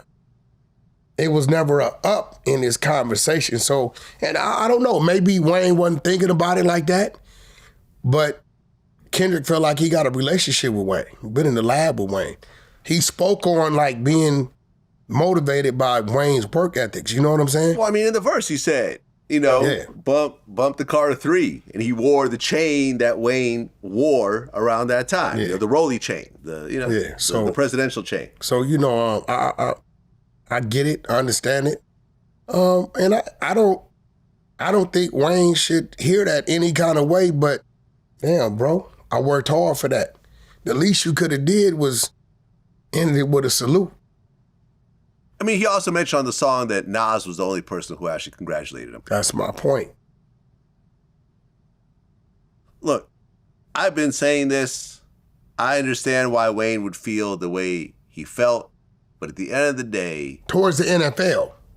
Right. Not towards Kendrick. Right, towards the NFL. Or maybe towards Jay-Z, who ultimately made the decision. But when you look at the Super Bowl, it is not a New Orleans event. He cannot... It's the biggest sporting event in the world on that day. He cannot. They're not depending on New Orleans to bring the numbers. That's what I'm saying. It's not a local event. It's an international event, and definitely the biggest national event of the year, and the biggest international event of that day. So when you look at the biggest impact, you can't say Wayne is as big as Kendrick these days. You can't say that. Why can't Wayne have any distaste towards Jay-Z? What? Why? It's a reason why he can't. Jay-Z showed up for that man when he needed him, right? Right. He gave him, helped him out with his taxes, I think. Yeah. So maybe it wasn't a personal thing from Jay-Z. Maybe the people spoke. Maybe the popularity vote went to Kendrick. No, but they had people that were around the situation that work with the NFL that said that Jay-Z makes the final decision when it comes to this. Okay, nobody complained when Beyonce was in New Orleans. Yeah. Is it a West Coast thing? I don't know, man. I actually am not all that surprised that Wayne is not performing. I feel Kendrick deserves this performance. It makes total sense based on the timing. Yeah. It's going to be huge. You got to understand that, I remember me and Tommy Davidson spoke about this, that until In Living Color competed against the Super Bowl halftime show, because I remember because before In Living Color, the Super Bowl had an Elvis impersonator during the halftime show. It was a throwaway time. No one cared about the halftime show. And then In Living Color decided, hey, here's an opportunity for us to actually leapfrog. So during the halftime show, In Living Color, which was the hottest show on television at the time, had a special and even had a timer in the corner that said, this is when the halftime ends, the game starts again. So they brought so many viewers to Fox watching the halftime show that they put on instead of the actual NFL halftime show, that the NFL, their ears finally perked up. You know who they had the next year? Michael Jackson. Yeah, I mean, here's the greatest NFL halftime show of all time. Here's the thing. And from then on, that became the biggest stage during that time. Here's the thing. Did Lil Wayne deserve to be there? Yes. Did Eminem deserve to be there? Yes. Yeah. Did Busta Rhymes deserve to be there? Yes. Did Missy Elliott deserve to be there? Yes. Yeah, I agree. Did The Game deserve to be there? Yes. Did 50 Cent deserve to be there? Yes. It's a whole lot of people that deserve to be there. Yeah. Did Kendrick Lamar deserve to be there? And out of all those people I just mentioned, at this present time, what the world being in the state is he's the most relevant, right? He's the most talked about, and he's the one that people got the light on right now.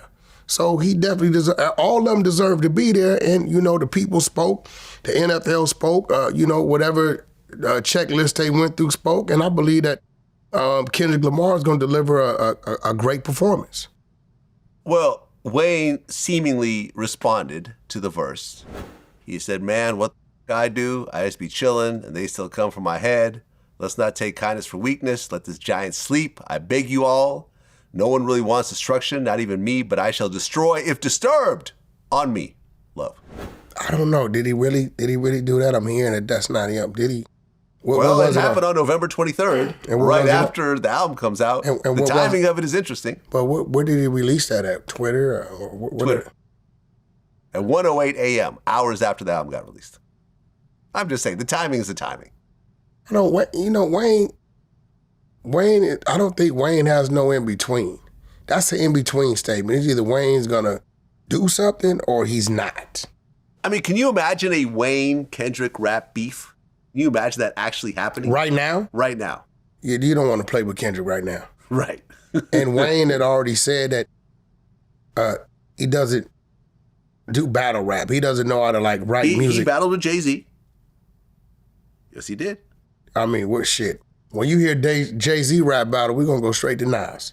So whatever was going on, it must not have been that serious. No, remember Jay-Z had that baby money?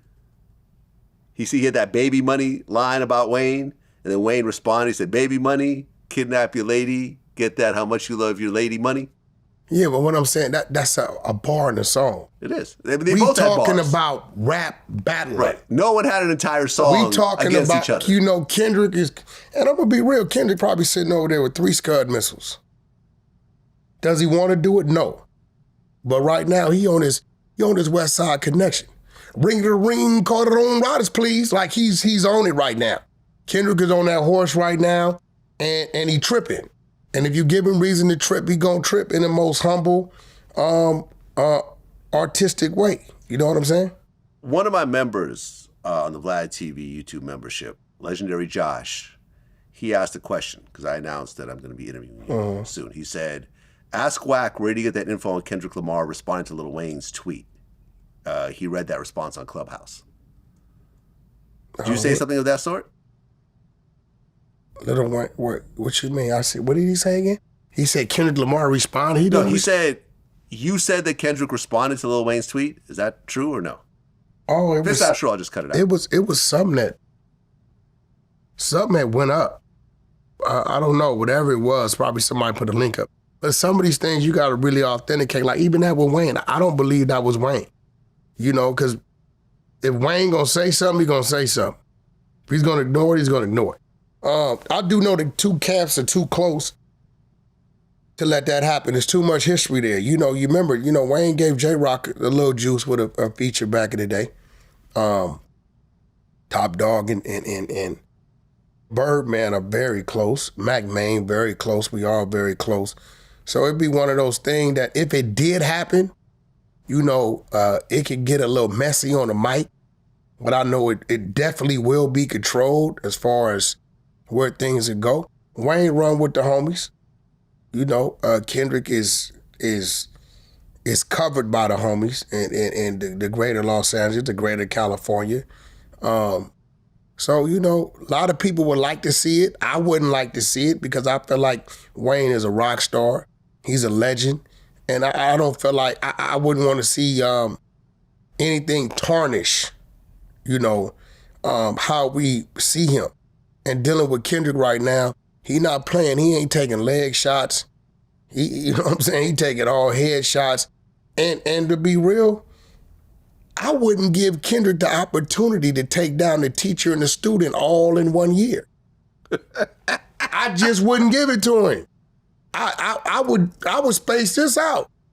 Drake to take down Drake and Wayne, I wouldn't even risk the possibility of him shooting the right shot and that happened. And I'm not taking nothing away from Wayne, even though he said he doesn't battle rap. He's a lyricist. His pen is crazy.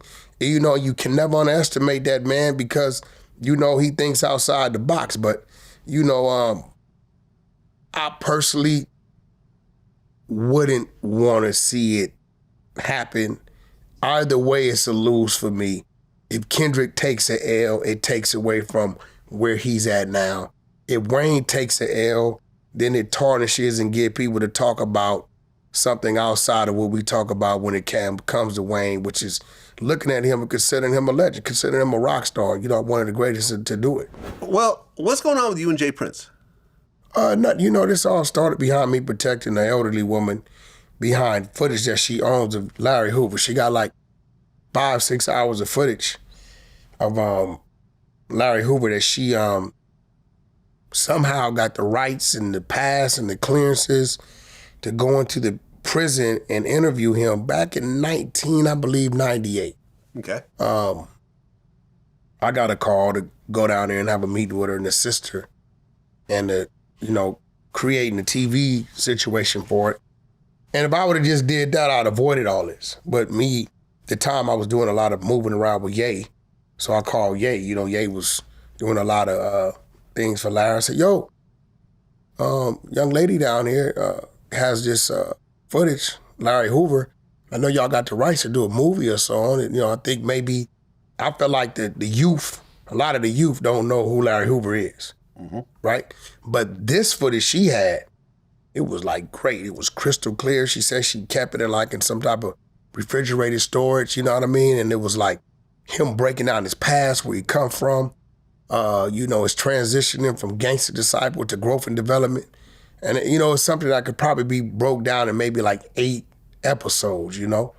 And I'm like, maybe, you know, you guys could work together and put this out prior to the movie coming out to bring some enlightenment on who Larry Hoover is. Larry, at the time, had been gone like 49 years, 50 years at the time, right? I believe he'd been gone since 73.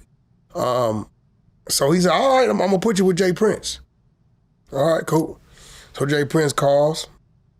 This is right before the Drake and Ye concert here in Los Angeles. And he's telling me, yeah, I'm doing this little thing, you know, on the Tron, on the video box that representing Larry Hoover. It'd be great if it was like an intro, outro or something to it.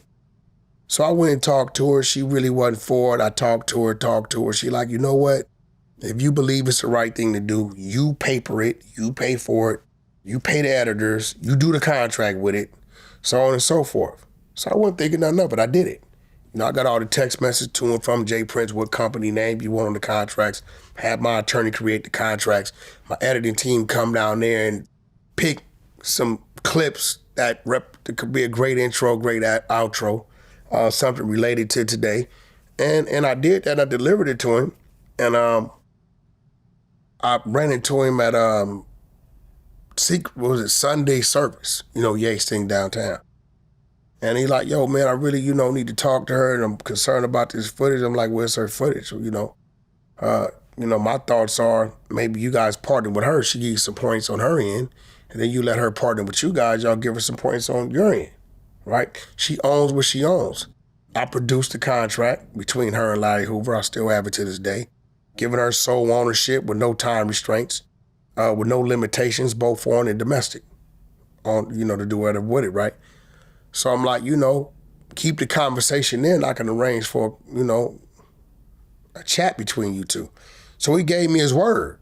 So I went and met with her, convinced her. She really didn't want to do it. Convinced her to do it. And when I give her the phone, man, within the first like 30, 40 seconds, I noticed her hand is trembling. It's a lady in her kind of early 60s, mid 60s. So I grabbed the phone, put it on speaker. I put the phone on speaker. He telling this woman, I'm gonna give you 15, 20,000. You're gonna enhance that footage, you hear? So now I feel disrespected. Well, what's wrong with 15 or 20,000? I just told him in his face, she don't want to sell her footage. She will partner with you guys to assist her and let her partner with you guys on some points when you do your movie. She don't want to sell it. She 120, 130,000 in on whatever she did, because it wasn't just her. It was some well-known guy out of New York, a real name that if said I would know it, that's on there with her as well. So the travel and the storage fees and the, whatever she did to be able to go in there and bring cameras in there for 2 days straight with Larry, right? So, if I'm telling you that what angle not to take on my phone, because I'm telling her he just want to have a cordial business conversation with you, and she trusts that that's what that's going to be, and I pass you the phone, bro, and you go Debo, it's like you disrespected me. Now, this is a situation I have no contract on, and I haven't asked her for a percentage of, any of that. I'm just standing in the gap because somebody asked me to stand with her as she navigates herself through this to make sure she's straight for situations like this. And then from there, it just went, She sent a text saying that if it wasn't for Mr. Jones, for Wack, I wouldn't be doing any of this stuff. I wouldn't have gave you guys any clips. I wouldn't have gave you guys anything. I need to thank you. I put the stuff up on the internet because Jay Prince tried to deny the fact that he knew that I was in conversations with the lady, right? So when I put it up, it obviously shows that you know I'm dealing with the young lady because I'm putting together contracts between you and her. You're giving me different company names to put on the contracts. So ever since then, it just been back and forth. When it come to Jay Prince's business hand, I saluted, respected, nobody could take nothing from him. He's one of the legends, so he's a pillar in his community. But at the end of the day, I'm who I am. So, if you set that tone to where that's what it is, and that's what it is. If he can't out and accept the fact that I'm just doing what I'm obligated to do, in this situation, and he want to do whatever it is, then, that's cool. I'm going to meet you with the same energy. Yeah, he made a video talking about fake gangsters. Some people think it's about you. I don't know. Are you talking about walking around his community? Yeah. Yeah, he walked around. I didn't see nobody. He said people can't walk to the store. Now, I'm going to be real. I'm going to keep it gangster with you. I ain't walked to the store since I've been like 6, 7.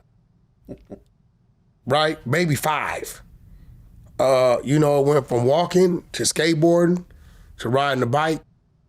Even sometimes we roller skated with the OG skates, the metal ones that locked onto your shoe. And then it went to riding mini bikes and scooters and sprees, mopeds.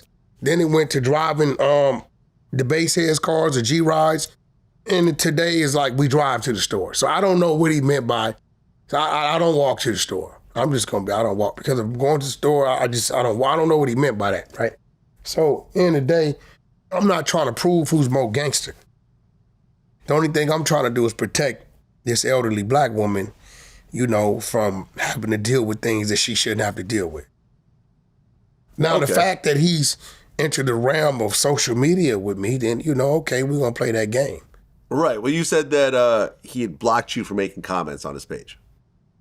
I don't know. He probably did. I don't know if he did or didn't. Yeah, I think he did. But I do know that I got a back door in his camp that tells me everything. His shippers ain't really that tight. But what I'm saying is this, at the end of the day, look, bro, go your way. Don't pull nobody else into it because we ain't going to wait to get attacked. We're going to attack first. If you tell them to come at us on social media, we're going to come at them first on social media. Whatever level that you want to deal with, we could deal with it. Or just respect the fact that if I was you and you were me, and I was coming at somebody that you were sent there just to make sure the business is straight as fair, you would be doing the same thing I'm doing. Right? At the end of the day, I know it's a lot of myths out there, but I know reality. I know Suge kick you square off in your ass in Las Vegas. You did nothing about it. This is a fact. So, I'm not one of these artists, these rappers who hear a name and they get to meet you and people around you's like, this. No, I know the reality of the situation of what didn't happen in this lifestyle we in. I don't believe it. Straight up, I don't believe it. Right? I respect your hand as a businessman, but look, bro, at the end of the day, everybody get it done, but you're not a doer. You know what I'm saying? You're not a doer, so I don't respect your gangster A to Z. I respect your gangster, but not A to Z. You know what I mean? So at the end of the day, is it worth where it could go? Nah. We all got family, friends, and loved ones. You hit, and we keep hitting, and everybody keep hitting, but is it worth that? Because I'm simply standing in the gap and protecting the elderly black woman, right? From having to deal with aggression from somebody when all she did was utilize her resources, her mind and her time and her money to go do something that nobody else thought to do? Nah, it's not gonna happen.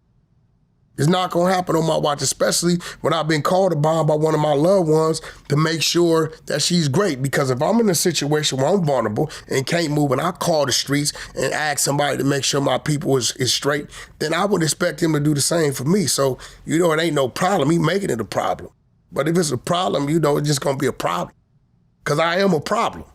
I'm a problem if you want a problem. Other than that, bro, we can all smile, laugh, chuckle, but man, ain't nobody laying down doing no laying down about nothing. You could do a whole lot of talking, but Jay Prince know he will not stand in front of me as a man like he did in that alley and say anything derogatory or disrespectful to me. Everybody got a team, but what's happening with you though? Blueface. Yeah, There's a new video of him in jail. Mm-hmm. He got a whole bunch of new face tats. I see 2, 3 maybe. He already had face. I mean, come on, bro. He had a goddamn Ben Franklin on the side of his face. Right. But I feel like this new picture that I've seen, his whole face is tatted now. And he's got Chrisean's name on his face. It looked like on his jawline, and then he got a Y for his neighborhood. He already had his neighborhood. What does the Y stand for? Schoolyard. Schoolyard, okay. But he already had his neighborhood written on his face right here. Something like 16th Street, Schoolyard, Crip, or whatever. So he already had tats. I don't know if he's in there bored. You know what I'm saying? Maybe he get bored to get face tats, huh? Maybe he wanted some jail tats just to see what it was, but at the end of the day, one thing I know about nephew and I respect about nephew, whatever he chooses to do, that's just what he chooses to do. Now, there's rumors that him and Chrisean got married. Nah, she can't even go see him. She can't even see him. Nah, his visiting forms ain't even approved. Jay's visiting forms ain't even approved, so you got to get married inside there. Oh, okay. Yeah, how you gonna sign something? Right, and after our last interview, my DMs got filled up over the allegations that might not be Blueface's baby, and I guess there's this other guy who's claiming that's... Was that? He's been there. Right. And I guess there's a video that circulated recently where I guess he pulled up on Chrisean while she was at the mall, and she called the police on him. That was her man. Like that. He called a murder case behind her. I swear this shit. You doing shit for the road. You ran behind them. I'm trying to holler at you like a dog. The girl right here, the junior right here. Can you chill weird out? as a... Why You did weird as... me at the mall? You weird as... What's wrong? You weird as... Nobody stalking you. That's my son. That's my son. That's my son. What you want to do? Excuse me. What do you want to do? I'm calling the cops. I don't give a call him. Nobody touch you. Call him.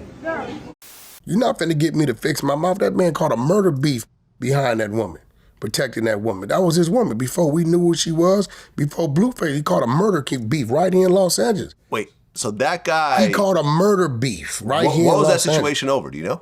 I mean, it's allegedly supposed to have been over attempted sex trafficking. You know what I mean? They're trying to sex traffic Chrisean? Yeah, that's what it was. That was her man. So at the end of the day, it was still dealings after the fact when Blueface's car got stolen. We didn't know it was her. Found the car 100 miles east of Tulsa, Oklahoma, right, which is about a 1,600 mile run from here, right? He got the text messages and everything. She was on her way to him. So, it was still some dealings there. So, my thing is, if I was to tell my children's mother one of my kids wasn't mine, she would cross her arms, smirk, tap her foot while we read the results. Because a woman knows where she's been and where she hasn't been. Ain't no air in my ass. She ain't gave nobody a blood test. I'm not talking about your wife. I'm talking about in general. Women historically have gotten pregnant by other men and told their husbands or boyfriends this is their kid. That's my point. This has happened since the dawn of time. This is my point. There's only one type of woman who will not give you that test. That's a woman that's not sure. Not sure, exactly. Right? We've been trying to get it for Blue. He wants one. So let's why won't she just do a test to shut somebody up? You know what I'm saying? So this ain't on him.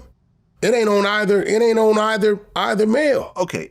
When he was out, Did Blueface ever have Definitely. custody of the No, kid? Never. There's not even a father's name on the birth certificate. Oh, okay. That's crazy. You understand what I'm saying? So at this point in time, right, you know, Chrisean, Blueface, and the other dude, let's just say that. That child has the right to know who his family is. You know what I'm saying? If it's Blue side, cool, eliminate the doubt. If it's the other gentleman's side, cool, eliminate the doubt. But her whole stance is, I'm not giving nobody a test. I just saw an old man on social media, damn near 70 years old, find out his 3 kids is well off in their 30s and 40s. Man, one of the 3 kids is his children. Yeah. You know what I'm saying? So, you know what I'm saying is like, I can't blame him. And, you know, by the looks of it, you know, the child may have some issues, you know what I mean? We haven't seen the child walk or crawl, and I seen the dude make reference that the child can't hold it, you know, he's seen the child can't hold his head up, right? So, you know, if he is the father, it may be some concern on, you know, getting some help, getting some treatment. Man, it's bigger than what she got going on. Just go head on, man, and do the right thing. If you have some dealings with these individuals, right?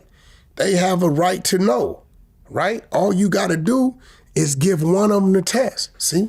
Can you legally compel a woman to get a DNA test Yeah, on a you child? go to court. You go to court. You go to court to force that. Because if she gives him a test, right, and it's not his, then that strengthens the, you know, it may just be Blue's, right? But if you give him a test and it come back positive, then we know it's not Blue's. Yeah. Or give it to Blue, and if it comes back negative, then it may be the other guys. Or shit. Might be someone else's. It may not be either one of the guys. We don't know. Yeah. You know, hey, bro, I've been watching. We all been watching. We grew up on Maury and Jerry Springer, You bro. are not the father. Bro, I've been wrong 70% of the time. So what I'm saying, bro, is just that the child's like 15 months. You know, hey, man, you know, do the test. You know what I'm saying? Put a name. Be able to put a name with a surety on that birth certificate, right? That child deserves the right to know as he grows, whatever it may be. Me knowing Blue, you know, just shoot it out there. You know, I got to keep it real. You know what I mean? I believe he loves the woman personally, right? And He tattooed her name on his face. you know, and I'm gonna be real. You know, I'm just guesstimating. I haven't had this conversation with nephew or not, but you know, I believe that, you know, whatever the situation may be, I believe that, you know, he will take on the responsibility. I don't believe it would stop him from dealing with her. And within dealing with her, he's gonna deal with the child, even if it went against being his. You know, me personally, right? What I'm thinking. You know what I So mean? he would still stay with Chrisean knowing the baby isn't his. I believe so. I believe honestly, right? I'm just keeping it real as a man, right?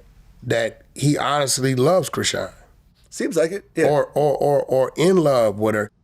He may not like some of her ways, right? And I believe that he has hopes that she may grow out of some of these ways, right? I think, well, I know that he's made the decision to invest his time and patience in her. He's told me this, right? I'm giving her time. I'm just being patient. I think she's a smart girl. You know, she's going to come out of it. You know what I'm saying? So, you know, that's just me. You know, he hasn't told me he would stay or he would go, you know, but if I had to bet on it, I don't believe he would just leave her. You know what I'm saying? When is Blue getting out? Does he have an actual release We're looking date? at June, July, June, 2025. All right. He's right just up the street in Lancaster. Okay. Lil Durk. Last time you were here, he had just gotten arrested. At this point, he has been transferred to Los Angeles. He has pled not guilty. What's interesting is that his lawyer, who I know, Drew Finling, I've interviewed before, not only is he representing Lil Durk, but he's also representing NBA Youngboy. You got to get a kick out of this. I mean, we just watch NBA go from looking at 10, 15 years to 21 months or something, Yeah. something light. Yeah, and After his drug case was essentially thrown out. after he caught another gun case, after the gun case, he already was fighting and had him looking at the 10-15. Yeah. So, you know, at the end of the day, it made sense. I mean, you know, like, it's a good hire. No, I feel you. Drew's one of the best, man. Drew, in fact, I went to him to get a referral for a lawyer for some other legal stuff I'm going through, and he gave me a superstar lawyer. You know what I'm saying? She was $9.50 an hour, but she's worth it. Yeah, you know. I always go for the birds of a feather kind of situation. When I wish want the someone best- top-notch, I go to someone top-notch. Yeah, I wish the best for Lil Durk. Understanding a little bit what's going on, you know what I'm saying? Like, you know, he's looking at a lifetime. They came at it with 20 years a day, I would urge him to take it. Okay, so if he got a 20-year plea deal, I would urge him to take it. you would tell him, take this plea deal. Straight up. Now, do you think there's a chance of him walking away from this? Understanding the feds, no. If he was to walk away from it, it'd be probably after conviction and in form of an appeal.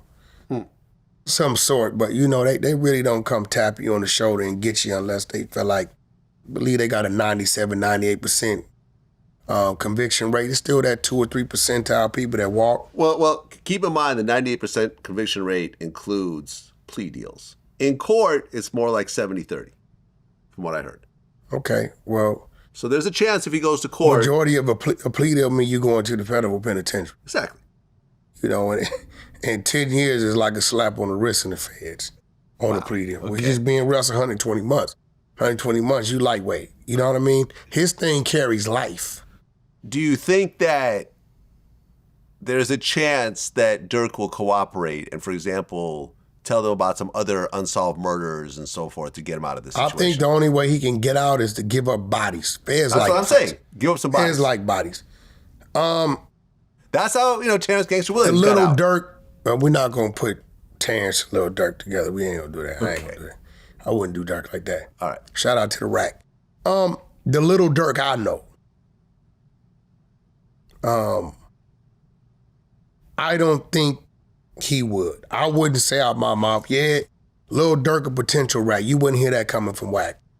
But, he's a man with, what he got, like 10, 12 kids? Got 10 kids. Tens of millions of dollars, if not hundreds of millions. Your hundreds of millions of dollars, 10, 12 kids. If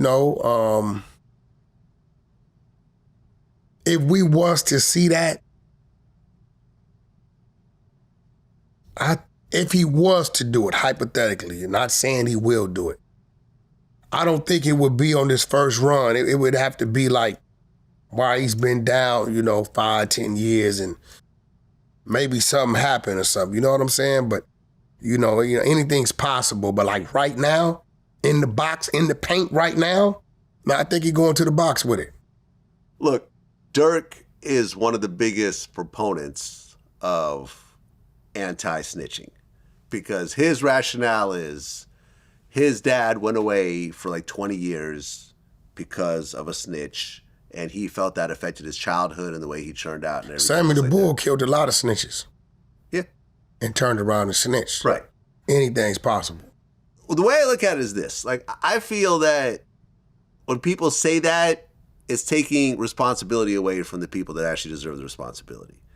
For you to say, I hate snitches because someone snitched on my dad and he did 20 years. It takes away from the reality that your dad was the one doing the crimes. Snitch or not snitch, if your dad didn't do anything, there's nothing to snitch on. Well, I don't care about snitches because I don't do illegal activity. That's your perception because you coming from the side of a civilian. Okay, but I'm just saying from a human point of view. We're not talking about human point Can you of view. really say my dad is the victim because someone snitched on him? Listen, what happens on Mars has nothing to do with Venus. Okay. When you dealing with gangsters, people doing business in the streets, right? If somebody did something and shot my house up and hit my grandmother, I watched him through the window. And the police showed up and the coroner showed up and told my grandmother off. When they asked me, do I have an idea who did it? My mentality and my immediate reaction is no idea. Right? Because of where I come from. We're supposed to, listen, Cowboys was doing it first. It's called holding court in the street. You understand what I'm saying? This didn't start with us. It's just with us now. So right, but the rules were also different back then. Back then, you could have a justifiable shooting. You could have a shootout in the street, and ultimately nobody goes to jail. Did you watch Wide Earp? Yeah. The Cowboys was the street niggas. I get it. Right? They was putting in work. They wore the red clothing and the red bandanas. They was putting in work. They caught the sheriff slipping. They was gunning him down. Listen, I remember I looked this up recently. Remember Yak TV? He had the YouTube channel. He got killed in Chicago. The guys who killed him ultimately weren't charged because there was a statute called mutual combatants, mutual combatants, which basically means that once they looked into the situation, there were shots fired both ways. And they couldn't necessarily, like this is a rule from the cowboy days that basically if there's a shootout, well, we're not going to charge anybody. We don't know who shot just first. Like if it's a mutual combat, they ain't going to charge me with assault.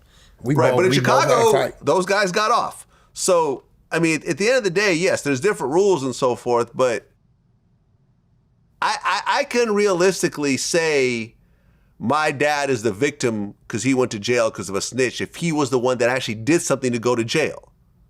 Like, you can't really just take all responsibility away from the person doing the crimes. Vlad, depends on who snitched on him. If his homeboy snitched on him, if his op snitched on him, yeah, at the end of the day, we're going to call it that. I don't call it you could hate the snitch, but you also have to put responsibility on your father for doing something that he could get snitched on. Why? If this is somebody we went out and we didn't did 5 bodies and 3 of the 5 bodies was yours, and you, homie, what you doing? I ain't. And listen, and even when you told on me, I didn't use the 3 bodies I knew about you to get out.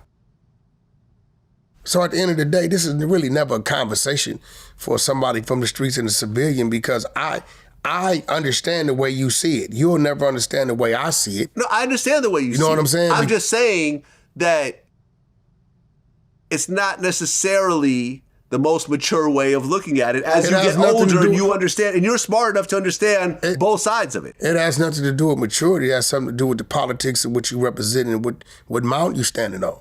My son. Yes. Right? My son. Wack's son. Yes. Right? He has a legal firearm. Yeah. He's been trained with his hands and all that, right? If you approach him, he would do his best to try to walk away from the problem. If you're a threat, he will use his firearm.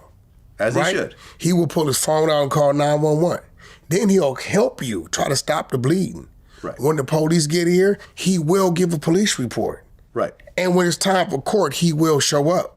I don't force the ways of my gangster on my son. He's a civilian. Right. So I get it. But like when it's 2 gangsters, right?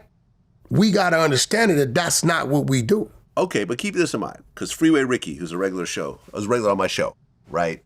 Who was the biggest drug dealer on the West Coast at one point, right? Literally billions of dollars were running through his operation. His plug snitched on him and gave him a life sentence. And for the first few years... Vlad. Yes. I'm going to give you warning. Okay. Freeway Rick's my friend too, as he is your friend. Yes. But if you continue to talk about this, I'm going to expose the fact that you didn't do your homework. I do represent the exposers, do I not? Okay, you can some talk about it. Some things I talk about, some things that you got to talk about. Freeway Rick cooperated against dirty cops. Now, you may consider that snitching. Once again, Vlad, I hate for the second time to have to expose on Vlad TV that you're not doing your homework. Freeway Rick got a safety valve, right? Or 5K1, whatever it's called. Time knocked off for cooperating and exposing law enforcement. Correct. Yes. Yes. Prior to that, Freeway Rick told on this plug. His plug told on him. How could he tell on his plug? Freeway Rick told, it's in the paperwork. Okay. Want to put a bet on it? No, I believe you. Right? This is what it is, because just like you, I was in your shoes a couple months ago. until Loose Cannon, one of the exposers, right, corrected me and said, nah, bro, I'm reading right here. It said, was it Blantone or something, whatever his name was? Blandone, yeah. Blandone, right? It said he was down in Florida, whatever, Freeway Rick told on him. And then I guess Blandone helped facilitate a deal with another plug in New York, and Freeway Rick told on that. There's 2-3 situations where it's showing that Rick gave up statements and cooperated against his plug. His time he got off was he cooperated with the government to expose crooked cops. I don't hold that against him. On. The time he got off, we talked about this, was that he proved that the different things he was convicted for were actually part of the same continuing criminal enterprise. No. So therefore he got time knocked off and ended up being 20 years instead of life. No. He exposed and he did law enforcement. He did that as well. But I don't think that's how you got to... It says it. Me personally, I don't hold that against him. I don't hold against Freeway Rick that he exposed the police. Right. That's me personally. Some other people may feel a little different. So you feel that... But you feel that cooperating against dirty cops is snitching? No, I don't feel no type of way about that. Some people will. Okay, it'll be a back and forth depending on what you're talking about. Right. Now, what he got his time knocked off for, he didn't tell he cooperated against law enforcement. I don't hold that against him. Yeah. Right? And again, Freeway Rick, I consider him a friend, but since you brought it up, when you read the paperwork, it clearly states that he gave up information on his plug.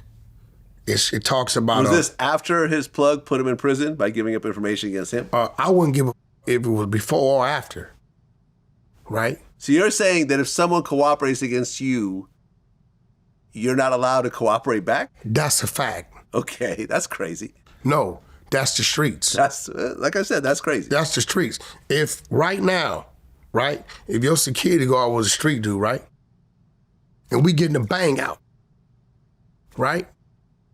He popping at me, I'm popping at him, right? And he hit me, right? And he gets away. When the police come, right? If they catch him down the street and he tells them, yeah, I shot at him because he shot at me first, right? When they ask me what happened, I'm gonna tell them I've never seen that man in my life. Okay. Well, go pull up my last controlling case of what I went to the penitentiary for, bro. I believe you. Same situation. Never seen the man in my life. I don't know who he is, right?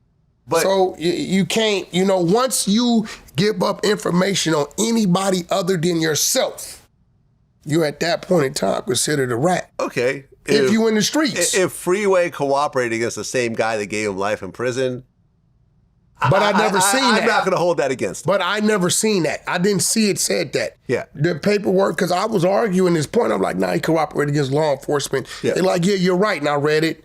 And he got whatever. And it, his time off was based upon it. I don't hold that against Freeway, personally. But then they slapped me in the face with the work. And they said it was like a situation going on in Ohio, something going on with Clantone or Blandone, whatever his name, connecting with a plug in New York just to facilitate it, right? And it said straight up right there that he cooperated, gave up information on that guy. So it never said that guy cooperated on Freeway. I didn't see that. Right? No, that guy absolutely cooperated on Freeway. Yeah, I didn't see it. That's the whole thing. Even if I would have seen it. That's actually how he went to prison. If somebody cooperates on you, that doesn't mean you can cooperate on them. Well, here's my original point before we got sidetracked on this. Freeway talked about how when he first went to prison, he was so upset over Blandone cooperating against him because they made so much money together, they were close, their families knew each other, whatever else. After a couple of years, he finally realized that if you're going to be selling drugs or doing other illegal activities, cooperating just comes with it. So you can't get mad when it happens because it happens almost every time. Oh yeah, somebody gonna tell on you. Yeah, that's it. Yeah, somebody gonna tell on you. You look at the Lil Durk situation. If you want to involve 5-6 people into a murder for hire and you really think everyone's gonna stand firm and not tell on you, you're insane. Well, they will until till the light comes. Everybody want to play gangster till it's time to be gangster. You know what I'm saying? Here goes the difference in the generations now. we was experiencing that light in the interrogation room at 12, 13 years old, right? Regardless of what it was for, petty theft, robbery, whatever, right? And by the time we were 26, right, we probably had been under that light under levels of seriousness at least 4 or 5 times. Well, we didn't do at least a 5-year bid minimum, right? Nowadays, the youngsters don't see the same light we saw at 12. They don't see it till they're 26 or 23. And they're telling them, you're looking at 100 years, you're looking at life, you're looking at 40 years. Their mentality has not been molded on dealing with it. At that point in time, it's a panic.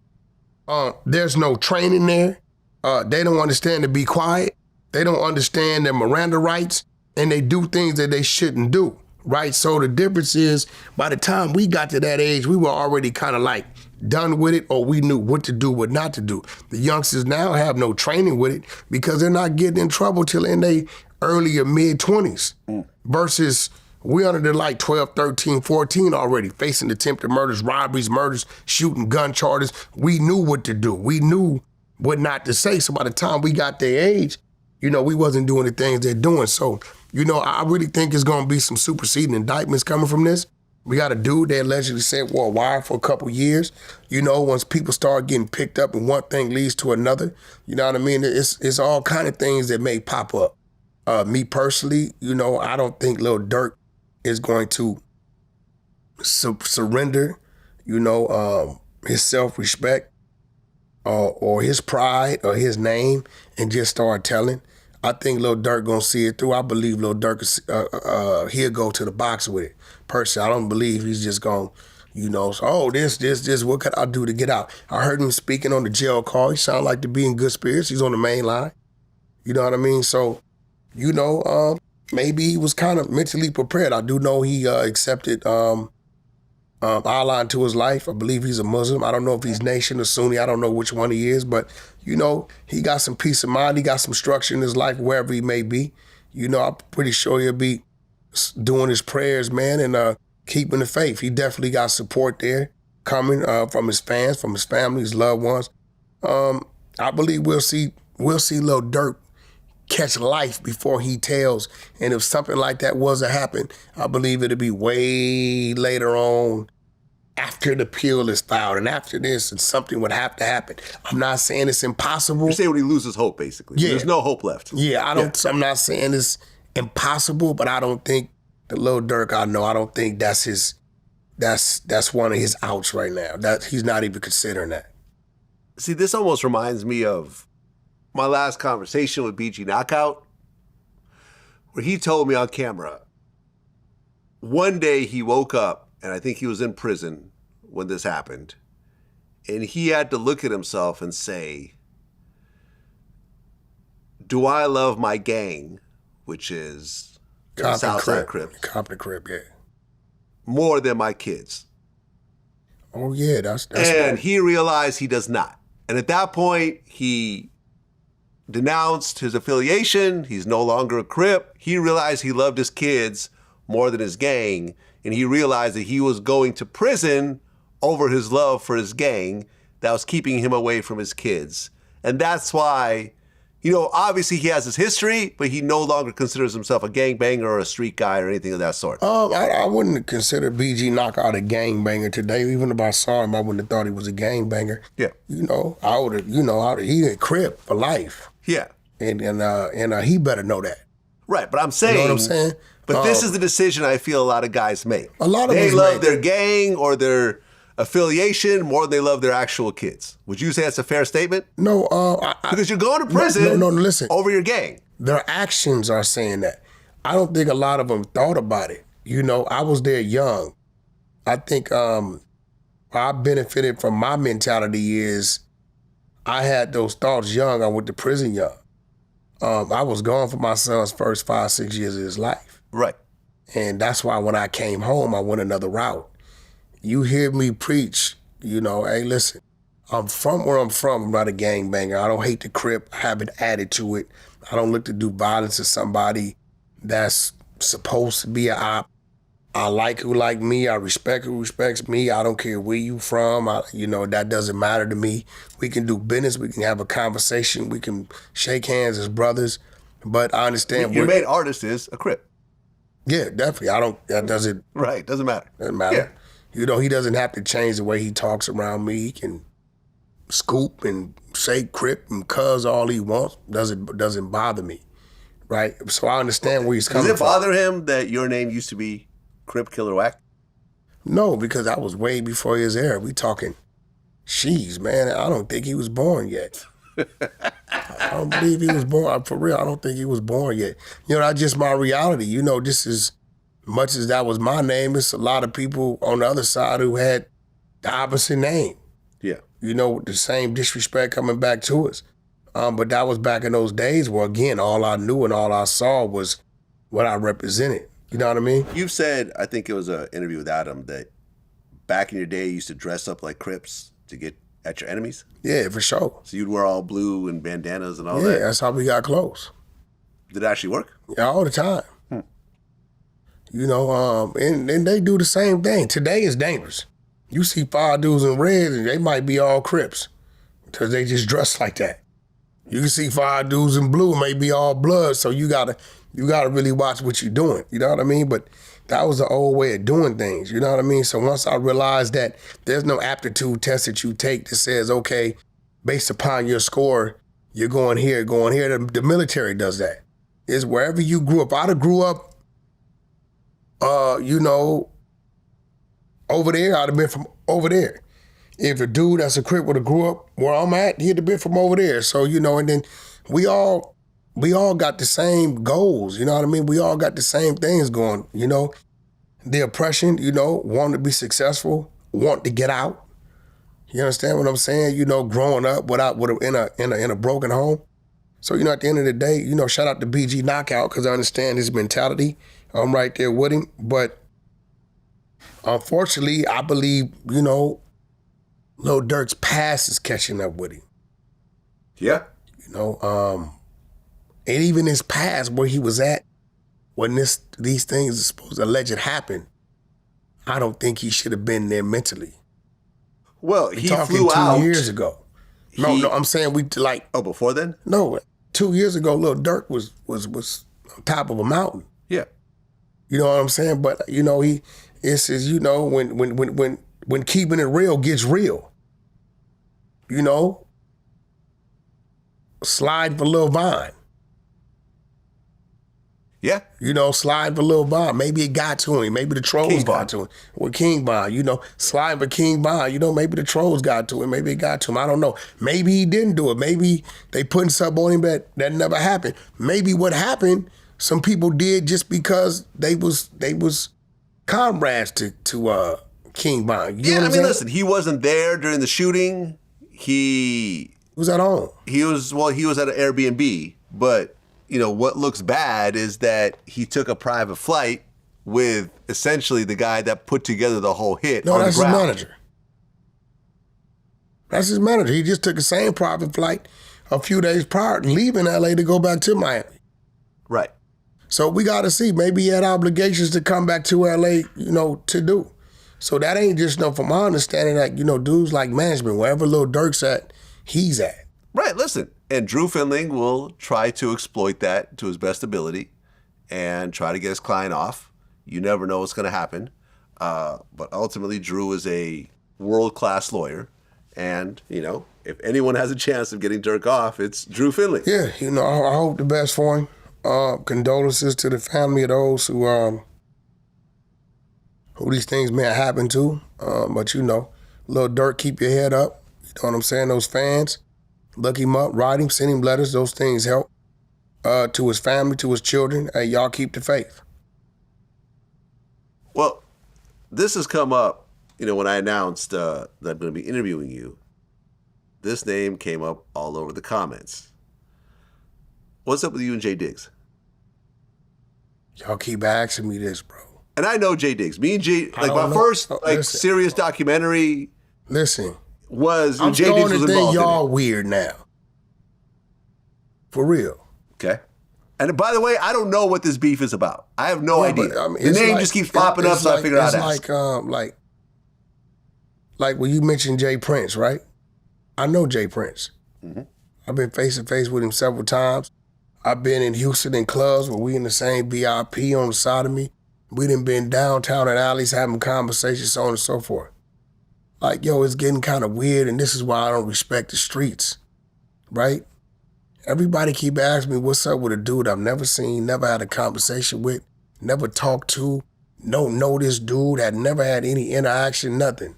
Who's mad at me because I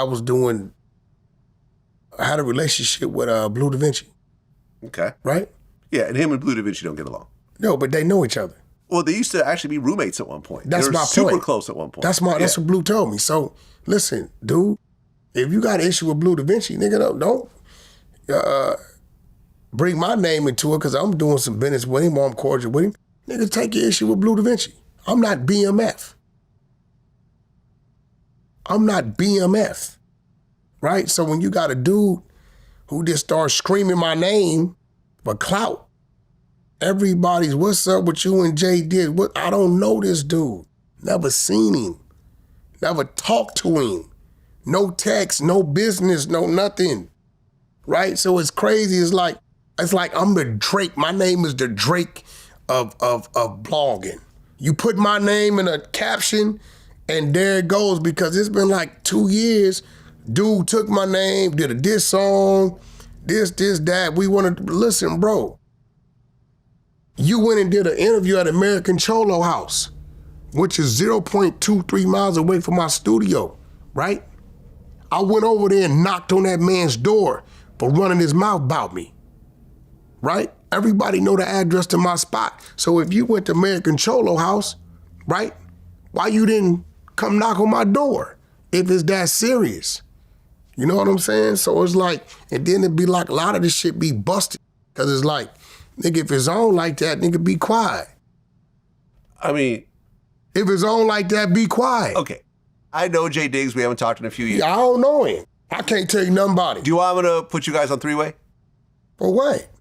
Just to clear up whatever's... There's nothing to talk about if it's Okay. that serious. Well- when we see each other, it's gonna get that serious. Okay, well, I'm putting it out there. I don't want to... Since I know both of you and I'm cool with both of y'all, I don't want to see it get serious. So, Brother, listen. I am listen, volunteering let me ask you a to get question. in the middle of this. Have you heard me use his name to promote anything about me? No. It's all his side using my name to promote something about him, right?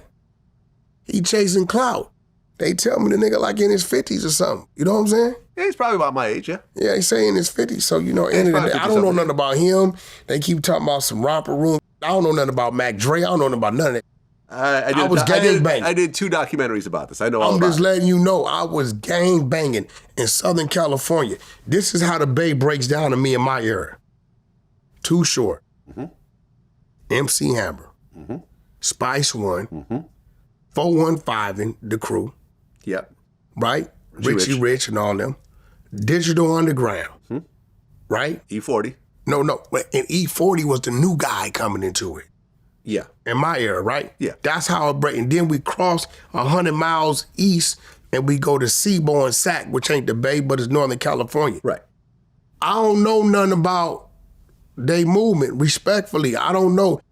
You know, it's another dude I learned of when I was in prison, Sally Sale. Yep. Right? That's it. Other than that, I don't know nothing about it. And then my man, what's his name? Big, or, you know, dude Game that did the business with. Right? I'd heard his name. JT the Bigger. JT the Bigger. I'd heard his name. You know, other than that, bro, I don't know nothing about, they'd be like, you gotta know, bro. I don't know nothing about no Mac Dre. Nigga, I was down there power ruin gang banging in the penitentiary. YAs and juvenile halls and camp. I just don't, that wasn't my not nothing against them. Fair enough. You know, niggas is talking about romper room. I don't, nigga, when you niggas say romper room, nigga, that was a TV, something on TV. Right, well, that's where they got their name from. Yeah, but I'm saying that's all, I don't know. And I think people be like, ain't no way. No, you niggas probably learned about on some blogs. I really don't know. You know what I'm saying? I The don't know. offer's out there. If you want to set up a 3-way, I'm not going to give your phone number to him or vice I mean, versa. my phone number, but I can get a hold of him. I'll put y'all on the phone My phone number's together. on the internet, and I'm gonna be real. I'm gonna be realistic. I think he bit off more than he could chew because what come with it, the problem that come with it, it really ain't worth it But the politics say it's just what it is. You know what I'm saying? Well, look, I like know his son. as someone dead. that knows both of y'all, and it's cool. I know he got some rumors about what happened with that, but I'd be wrong to speak on that. He's speaking on me. You know what I'm saying? I'd be wrong to speak on that. You know what I'm saying? If I gave my son some lean and he passed, I feel some kind of way too. I don't know anything about that. This is the first time I'm hearing about it. It's a fact. I mean, so I don't know. I I don't know if it's true. But what I do know is this: I don't know the dude, and it's weird. It's like, I expect this was like some of the youngins. You know what I'm saying? They do it. I understand why they do it, but end of the day, dude, no, I don't know him. He know he don't know me. We ain't never had no business, no dealings, but it is what it is. And, at the end of the day, it's going to be what it's going to be. Ain't nobody going to win. Ain't nobody going to win because I'm not no rapper. Can't nobody politic nothing for me about me. You know what I'm saying? There was an episode on No Jumper where you ended up rushing Flakko. No, I didn't rush him. He got saved. And look, me and Flakko had our issues at one point, but when Adam put us on the phone, Flakko was very humble, very apologetic. He denied, any sort of animosity, and I took it at face value, and I said, cool. Whatever issues we have are done. I ran into him at Academic Studio a couple months back. Yeah, we said, what's up? And I'm cool with Flakko, and I would hate to see you and Flakko physically get into it because I don't feel like Flakko is really built for this type of I talked to Flakko since then. It's just that Flakko been allowed to play with things he shouldn't play with for so long. He don't understand. Flakko from North Dakota. Oh, really? Yeah, and people be in his ear like, I got you, I got you, I got you.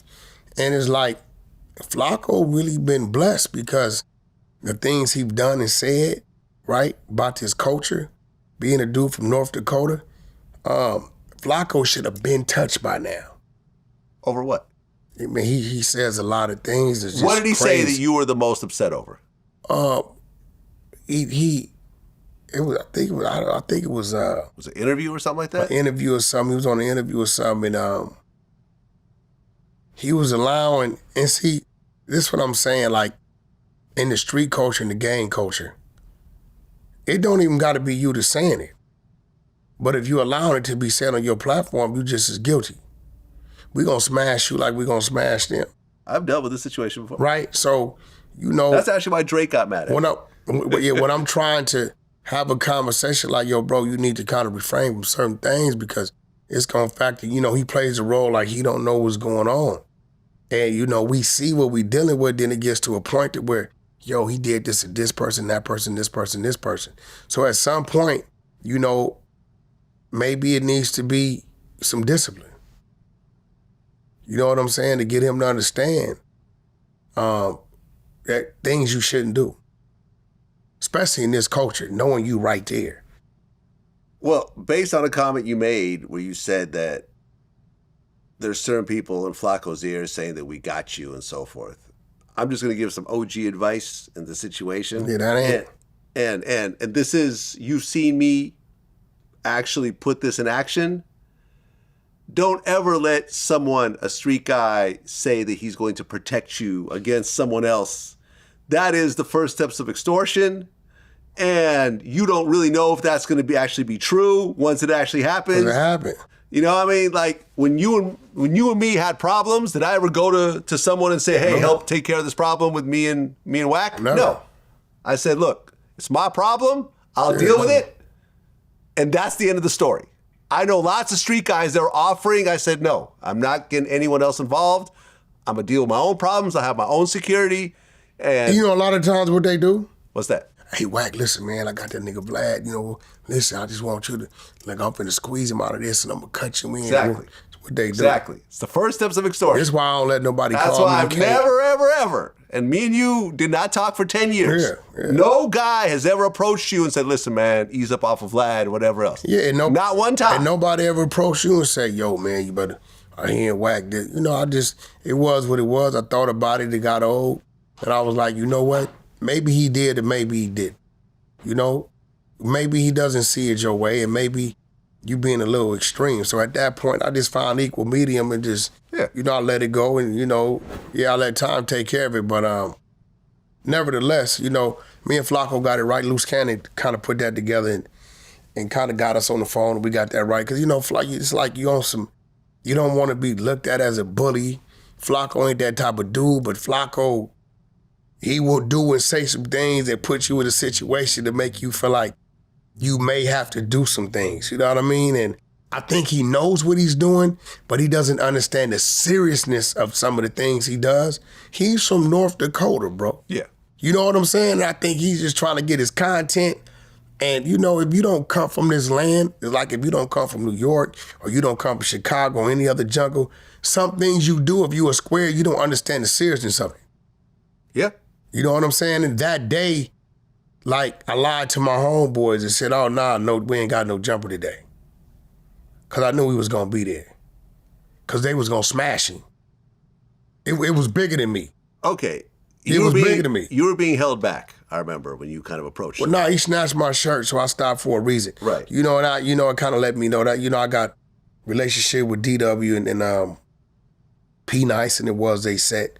Just like, somebody walked through that door right now that I got an issue with, right? Out of respect to you, I'm not going to deal with that right here. It's kind of the total opposite of what happened with Tariq Nasheed and the other dude, right? Right. So, like, out of respect. So, out of respect, I kind of, like, snapped out of it, like, you already told your homeboys you wasn't doing no jumper today because they had already made a decision. You said something about the neighborhood or you allowed that, they was going to smash him. It wasn't nothing I could have did about it, once that's what it was. So I called myself going up there by myself in case I run into him, I can deal with it. So I attempted to have a conversation with him, and he's, Flakko got a way of, like, talking to you like you're stupid. You know what I'm saying? Or, like, talking like he don't understand what you're saying. And when you already, like, irritated, agitated about something, come from where we come from, sometimes we fall short of grace, man, and, our fuse burns and we react. And that's what happened. But I'm glad, I was able to snap out of it. I didn't want to disrespect Nephew set. It would have been a disrespect to No Jumper. You know what I'm saying? And no telling how that would have turned out with Flakko. And I'd probably be in a lawsuit right now. Yeah, probably see. Flakko probably would have ran back to North Dakota and filed a lawsuit on me, right? So, it worked out the way. Me and Flakko straight. I support him. He support me. We good. We're in a good space right now. Who did you have your money on before the fight? I want you to be honest. Mike Tyson, Jake Paul. Well, no. Be honest. I had it on Tyson, and then I got a text saying that, some things had happened and, some things was going on. So I just knew, I didn't know how it was going to happen. I knew that was going to happen. But originally, I was like, Tyson going to kill him. But I got a call and, and I'm like, didn't believe it. And I'm like, Well, wait, what was said in the call? It was just said that, somebody had approached Mike. And I was like, Mike ain't going for that. And what happened? I just kind of thought about it. I'm like, he might. So someone approached him and what, Tyson backed down?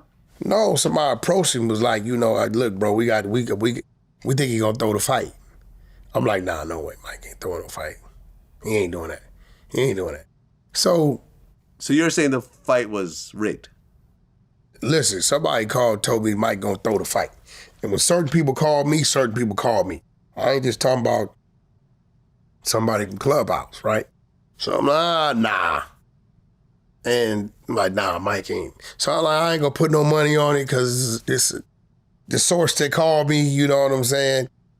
But when he got in the ring, I've never seen Mike lead without a follow-up. I've never seen Mike stand in the middle of the ring. And the training we saw over the months leading into the fight, we ain't see none of that. You know what I'm saying? I know it was a leg brace on all of a sudden, right? He actually stumbled on his way into the ring. Yeah, cool. But we didn't see the goddamn rap doing his training. Look, man. Again, listen, I'm just talking about it. Mike's my guy. Frenchie, one of his management guy. His mother-in-law love her to death. His wife and kids love her to death. But I don't know, like, we got, that's just like, I don't care, bro. You telling me Magic gonna get on the wood and play a game of 3-on-3, you're not gonna tell me you're gonna shut Magic down.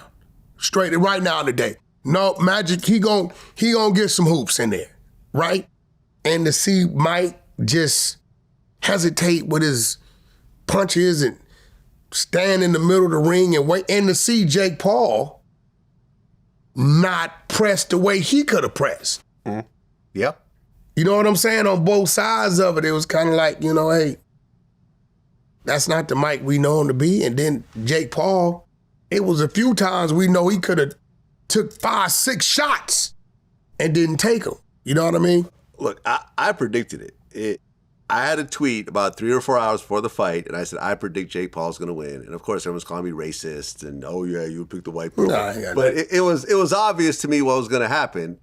And look, at the end of the day, but he really didn't win the way he should have won. Do you know how many punches Mike landed in 8 rounds?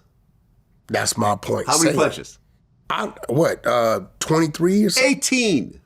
That's my point. 18 punches. He's landing basically 2 punches a round. When have you ever seen Mike lead and hesitate with his follow-up? Well, we talked about that. Mike don't do no pulling back, bro. Hold on. Like, me and... He never stalked him. He never cut the ring.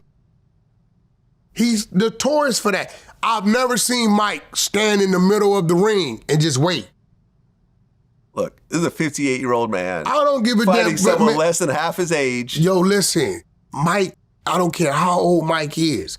Mike could box. We seen his movement doing training. We seen the 58. Man, training and being in the ring is not the same thing. No, but listen. Not the same thing. No, listen. Yes, it is for somebody. No one's trying to punch you in the face. For somebody who's been fighting over 30 plus years. Certain things are instinct. Certain things are trademark.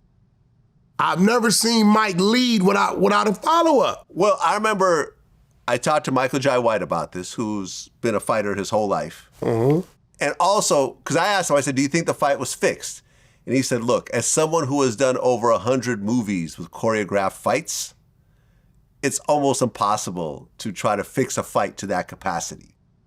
He said it's almost... He didn't throw no punches. And what he was saying was like the whole thing about the follow-up, he was saying you could tell he didn't follow up because he already saw Jake Paul start to dodge the fight. That's why he didn't go forward with it. No, but ain't no dodging. That's what a professional fighter told me. Ain't no dodging because we all know Mike's trademark. If he leave with one, he coming with a follow-up. If he miss with the follow, he gonna dip. He's gonna cut the ring. His follow-ups is cutting the ring to a point to where you're gonna get hit eventually. And on top of that, Jake Paul's performance with how wide open Mike was questionable. I mean, how many times did you say, oh, well, what are you doing? You're not going, like, yo, bro, you just one punch and you hit one punch with the reaching bag up? Look, I hope Tyson... After you got slapped, allegedly, now you in your head is like, I'm going to kill you, right? So you go in there giving amnesty? I think he liked the slap, actually. I think he actually was kind of flattered by the slap. I'm just saying, man, shout out to Mike. He made $20 million. $20 million. Jake Paul made 40. They sold out that big arena in Dallas. Yeah, shout out to Mike. I'm glad for him. Everyone made money. It's just that, it's I'm all going to be real. I hope that Tyson never gets in the ring again, though. After seeing that, when they said, will you fight again? He goes, well, I don't know. Please let it be no. Please. And this is me as a Tyson fan. As someone who's interviewed him before, as someone who got mad at me, I still love him, though. I've been to his home. Okay. I know his family. I know him. And it's like, listen. You've had a great run, Mike. Yeah, you had a legendary run, but now it's over. I guess. Go smoke some weed, do another podcast. Yeah, just chill out. Just chill. You've had a great run. You've had an epic run. Yes, to people that are my age, and this includes you, you are the greatest boxer of our generation, right? Yeah, that's a fact. It is what it is. Shout out to Floyd. He came a little bit later. Maybe my expectations are high. Yeah.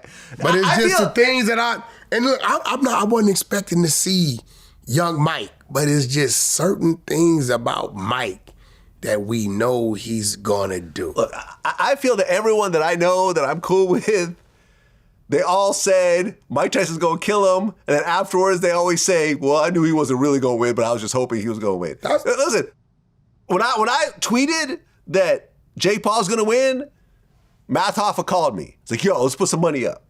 I said, all right, let's put up $100. No, let's make it $5. I said, okay. You're the one that's saying 5. I want to say 1, but you're saying 5. So, all right, 500. I tweeted it. Yo, I just bet Math Alpha 500, and Math paid up right afterwards. Yo. You know, because I feel a lot of people want. Listen, I wanted Tyson to win, but I was also realistic. Seeing Mike's performance was bad. Of the things that he didn't do. Yes. Was the equivalent of listening to you do an interview and your voice staying one level. He's gonna say, what the wrong with Vlad? He got the flu? Right? Part of your interview is us seeing it, depending on what we're talking about, right? That's just for real, right? You know, they're never gonna do a full interview for 2 hours. Okay, well, let me ask you this question. Okay, now that you gave that answer. No, you're going to like be involved as you just were, right? So like seeing that, I'm like, I don't know, you know, maybe bro wasn't in the right state of mind. I don't know. You know what I'm saying? Is, you know, we expect Mike to have that killer instincts in regards to be 58, 108. We're used to Mike hitting somebody. Yeah, that didn't happen. Yeah, so that's what it was. Diddy. He is now being accused of obstructing justice, witness tampering, and so forth. They're saying that he used his telephone. He abused his phone. Everybody does that. By using 8 other inmates' phone numbers. Everybody does that, bro. That's not new. They just doing 3-way calls and so forth. Everyone does it, but it's still illegal, right? Yeah, it's still illegal. Again, it's and I spoke on this. It's Diddy being Diddy and not understanding just because you got access and action to doing it don't mean you can do it. Right. Right? You're not Diddy in that jail cell. And right now, you're inmate number 3487. And right now, every rule and regulation they're going to use that he violates, they're going to use against him. It's another dude in there that they know's doing it more than him. Don't care. They don't care. You know what I'm saying? So at this point, Diddy got to kind of walk a straight line. You know what I mean? You know, he's under a magnifying glass. You know, that's just what it is. Well, what's interesting, this broke recently, is that allegedly a whole bunch of male prostitutes that he hired over the years are actually going to be speaking out on his behalf against Cassie. I called this on Clubhouse. Okay. Because I wouldn't be surprised if a lot of them were contacted by her. You know what I'm saying? I wouldn't be surprised. No, I heard she was doing this. I heard, I'm not going to say from who, but someone that knows everyone, that, yeah, maybe in the beginning he was having her bring in male escorts to do the cuckold action, whatever else. But from what I heard, after a while, she really got into it, and she was the one that was picking out the guys and getting them flown in. I wouldn't be surprised if some of them say they had rendezvous with her without Diddy even knowing it. Bingo. Yeah. This is what I'm saying. I'm like, listen, when it comes to the law, they're going to find him wrong. But I don't believe that these people were engaged or involved in something because they were forced to. No. You passing out drugs, only one place I can, that's a pharmacy, right? Where it could be legal. Mm-hmm. You know what I'm saying? But I believe people were indulging and engaging in what they thought was fun. And now that, the man's down, they're going to kick him and they standing on top of him.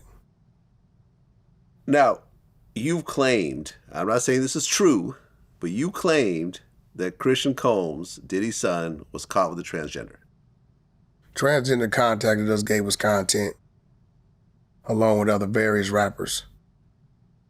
Okay. I'm not co-signing this. I'm not saying it's true. I'm addressing your statement. Yeah, that's a fact. I mean, that's when the Ray J stuff was going on. We've been having the content, but Ray J's been very protective of that, and we've been very protective of it. My whole thing is that, we're going to play games. We're going to play the games.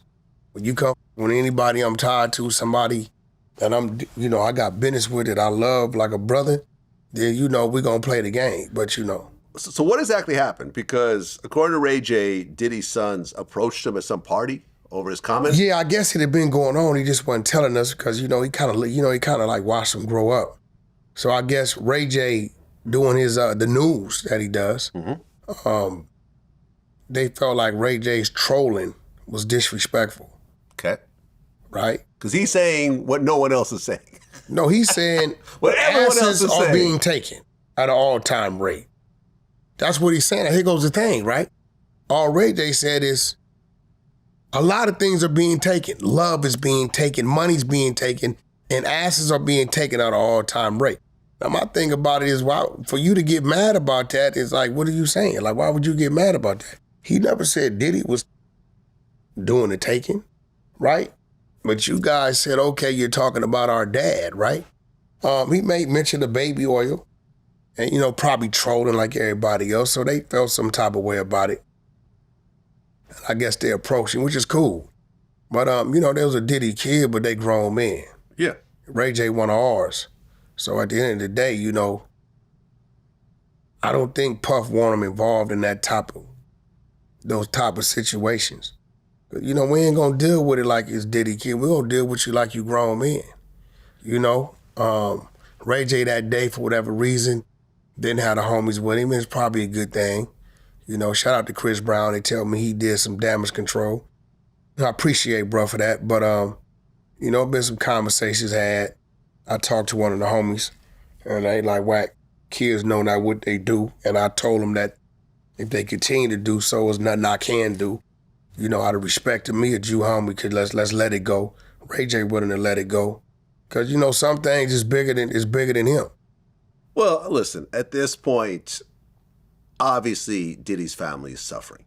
Yeah, we don't give a about Their none of that. patriarch Listen, is check facing this life. out. Combs is Paul Rowe. Straight up, we don't give a about none of that.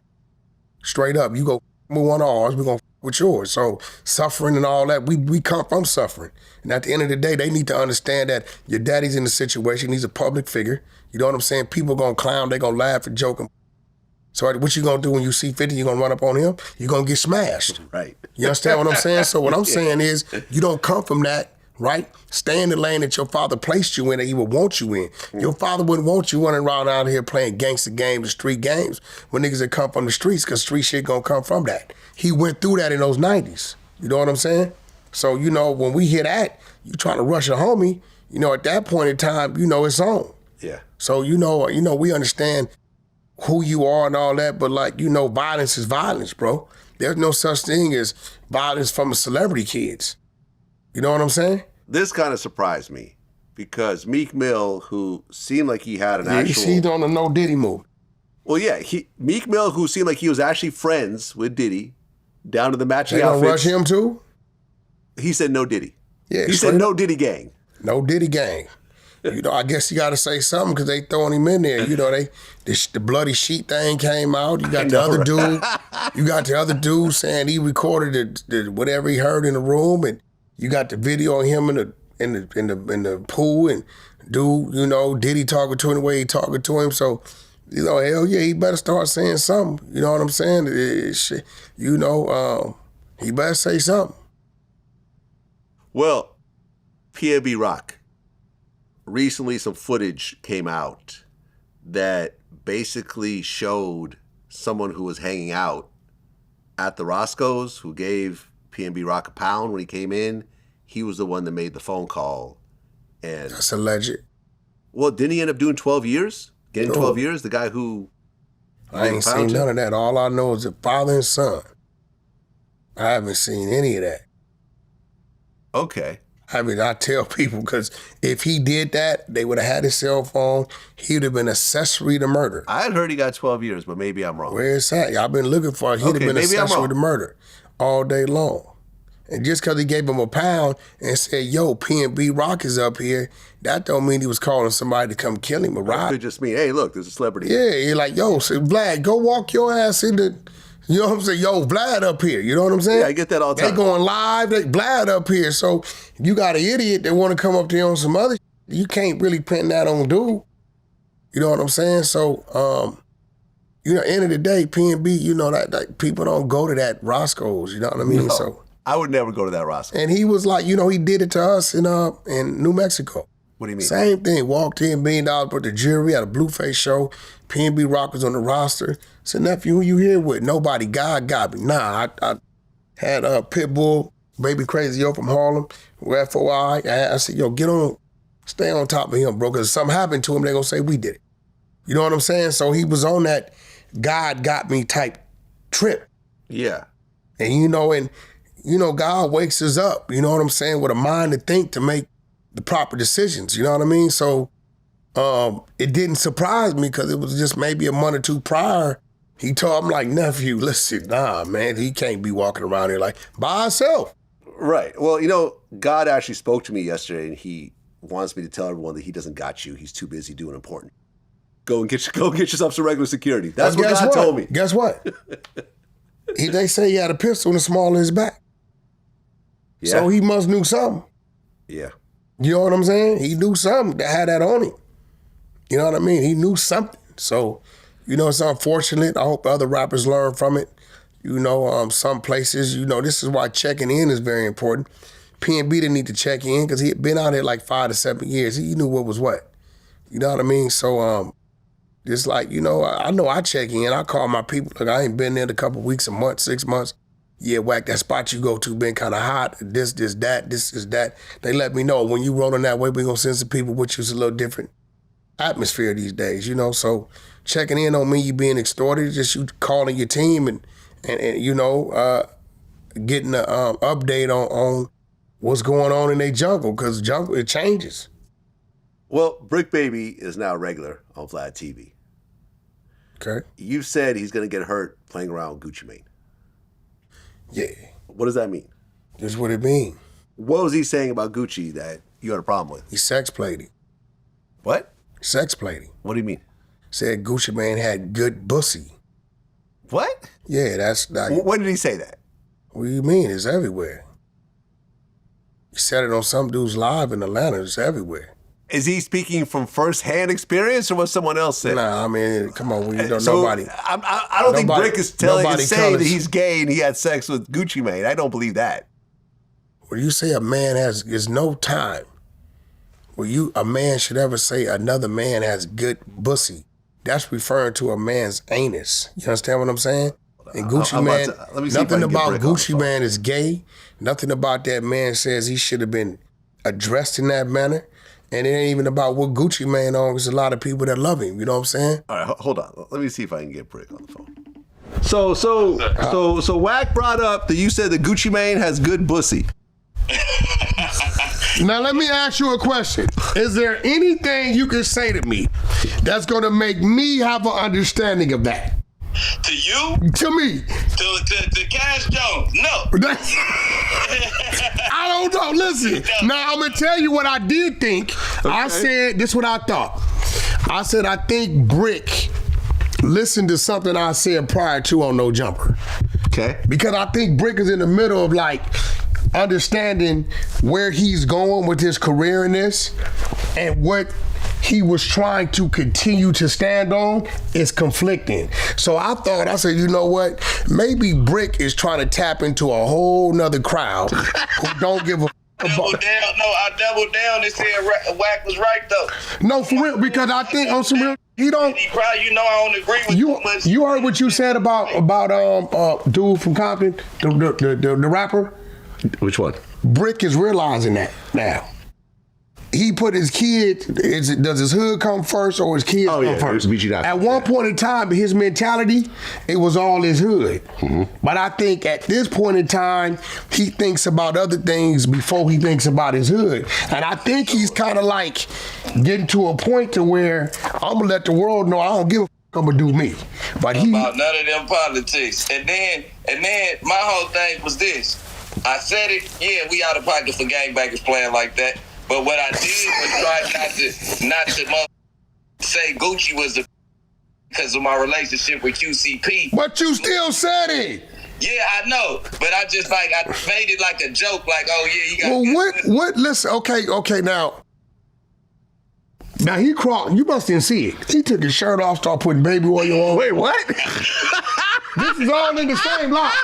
So I'm telling myself, I said, okay, I think Brick is like, yo, I'm finna cross this bridge and I'm about to be visible to everybody. He got tattoos on his face. Right. He got dreads. Mm-hmm. And the average square person non-affiliate will be curious about him. So if he start to say the things that'll get these people attention, he's gonna pick up other fans that has nothing to do with his immediate fan base is. Okay. I really, that's what I think he understands me when he like, I see why Wack be like, man, I don't give a fuck about none of that. Just what it is. Never come out. Yeah, listen. Hey, that's a couple things that I done learned from that brother right there. But that he said, I said, maybe bro high. Yeah, that was some wild He shit. could have said some other He said out of nowhere, Gucci Mane got good pussy. I also told Cam, I said, I'm going to Orlando Brown on your ass today. Watch. And he didn't understand what I was saying. So, See, I don't know. Listen,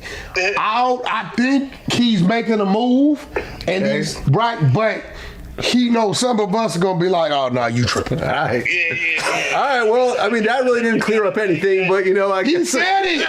I don't know what does that mean, bro. I don't know. What does that mean when you said that? Oh, that's frozen.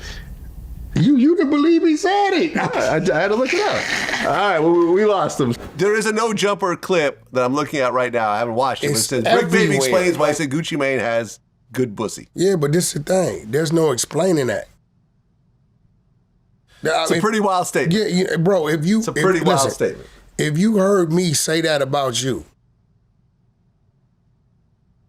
is there an explanation that can follow that would make you feel? If you said that about me, Bro, don't you? I would say that is the ridiculous statement. I'd say I'm not gay. That's And what if I'm- I was, I would not choose Wack100 as my sexual partner. So what we saying is, now we got to factor in this being Gucci Mane. You know, it's a lot of people got a lot of love for him. So, you know, when you frequent some of these areas, people ain't got to say nothing. You know what I'm saying? People ain't got to say nothing. Sometimes people just react. So it was like, you know, I don't know what he on. I don't know. I don't know. I don't get it. That's definitely an odd statement. Next time he comes on Vlad TV, I'm going to bring this up. That's a fact. That's a fact. That's what it is, man. Wack100. I'm glad we are where we are these days. Definitely. Shop Incredible Diapers. Yeah. IncredibleDiapers.com, Amazon, Game, Documentary 3, he in the lab, we working on it. Okay. Tronics Network, Dash Unlocked, we working on that. And make sure you tune in on Sundays, 12 noon, to see the Adam and Wack show on No Jumper. And you know, you've been trying to get me and Nick Cannon on the phone together. It's December 3rd right now.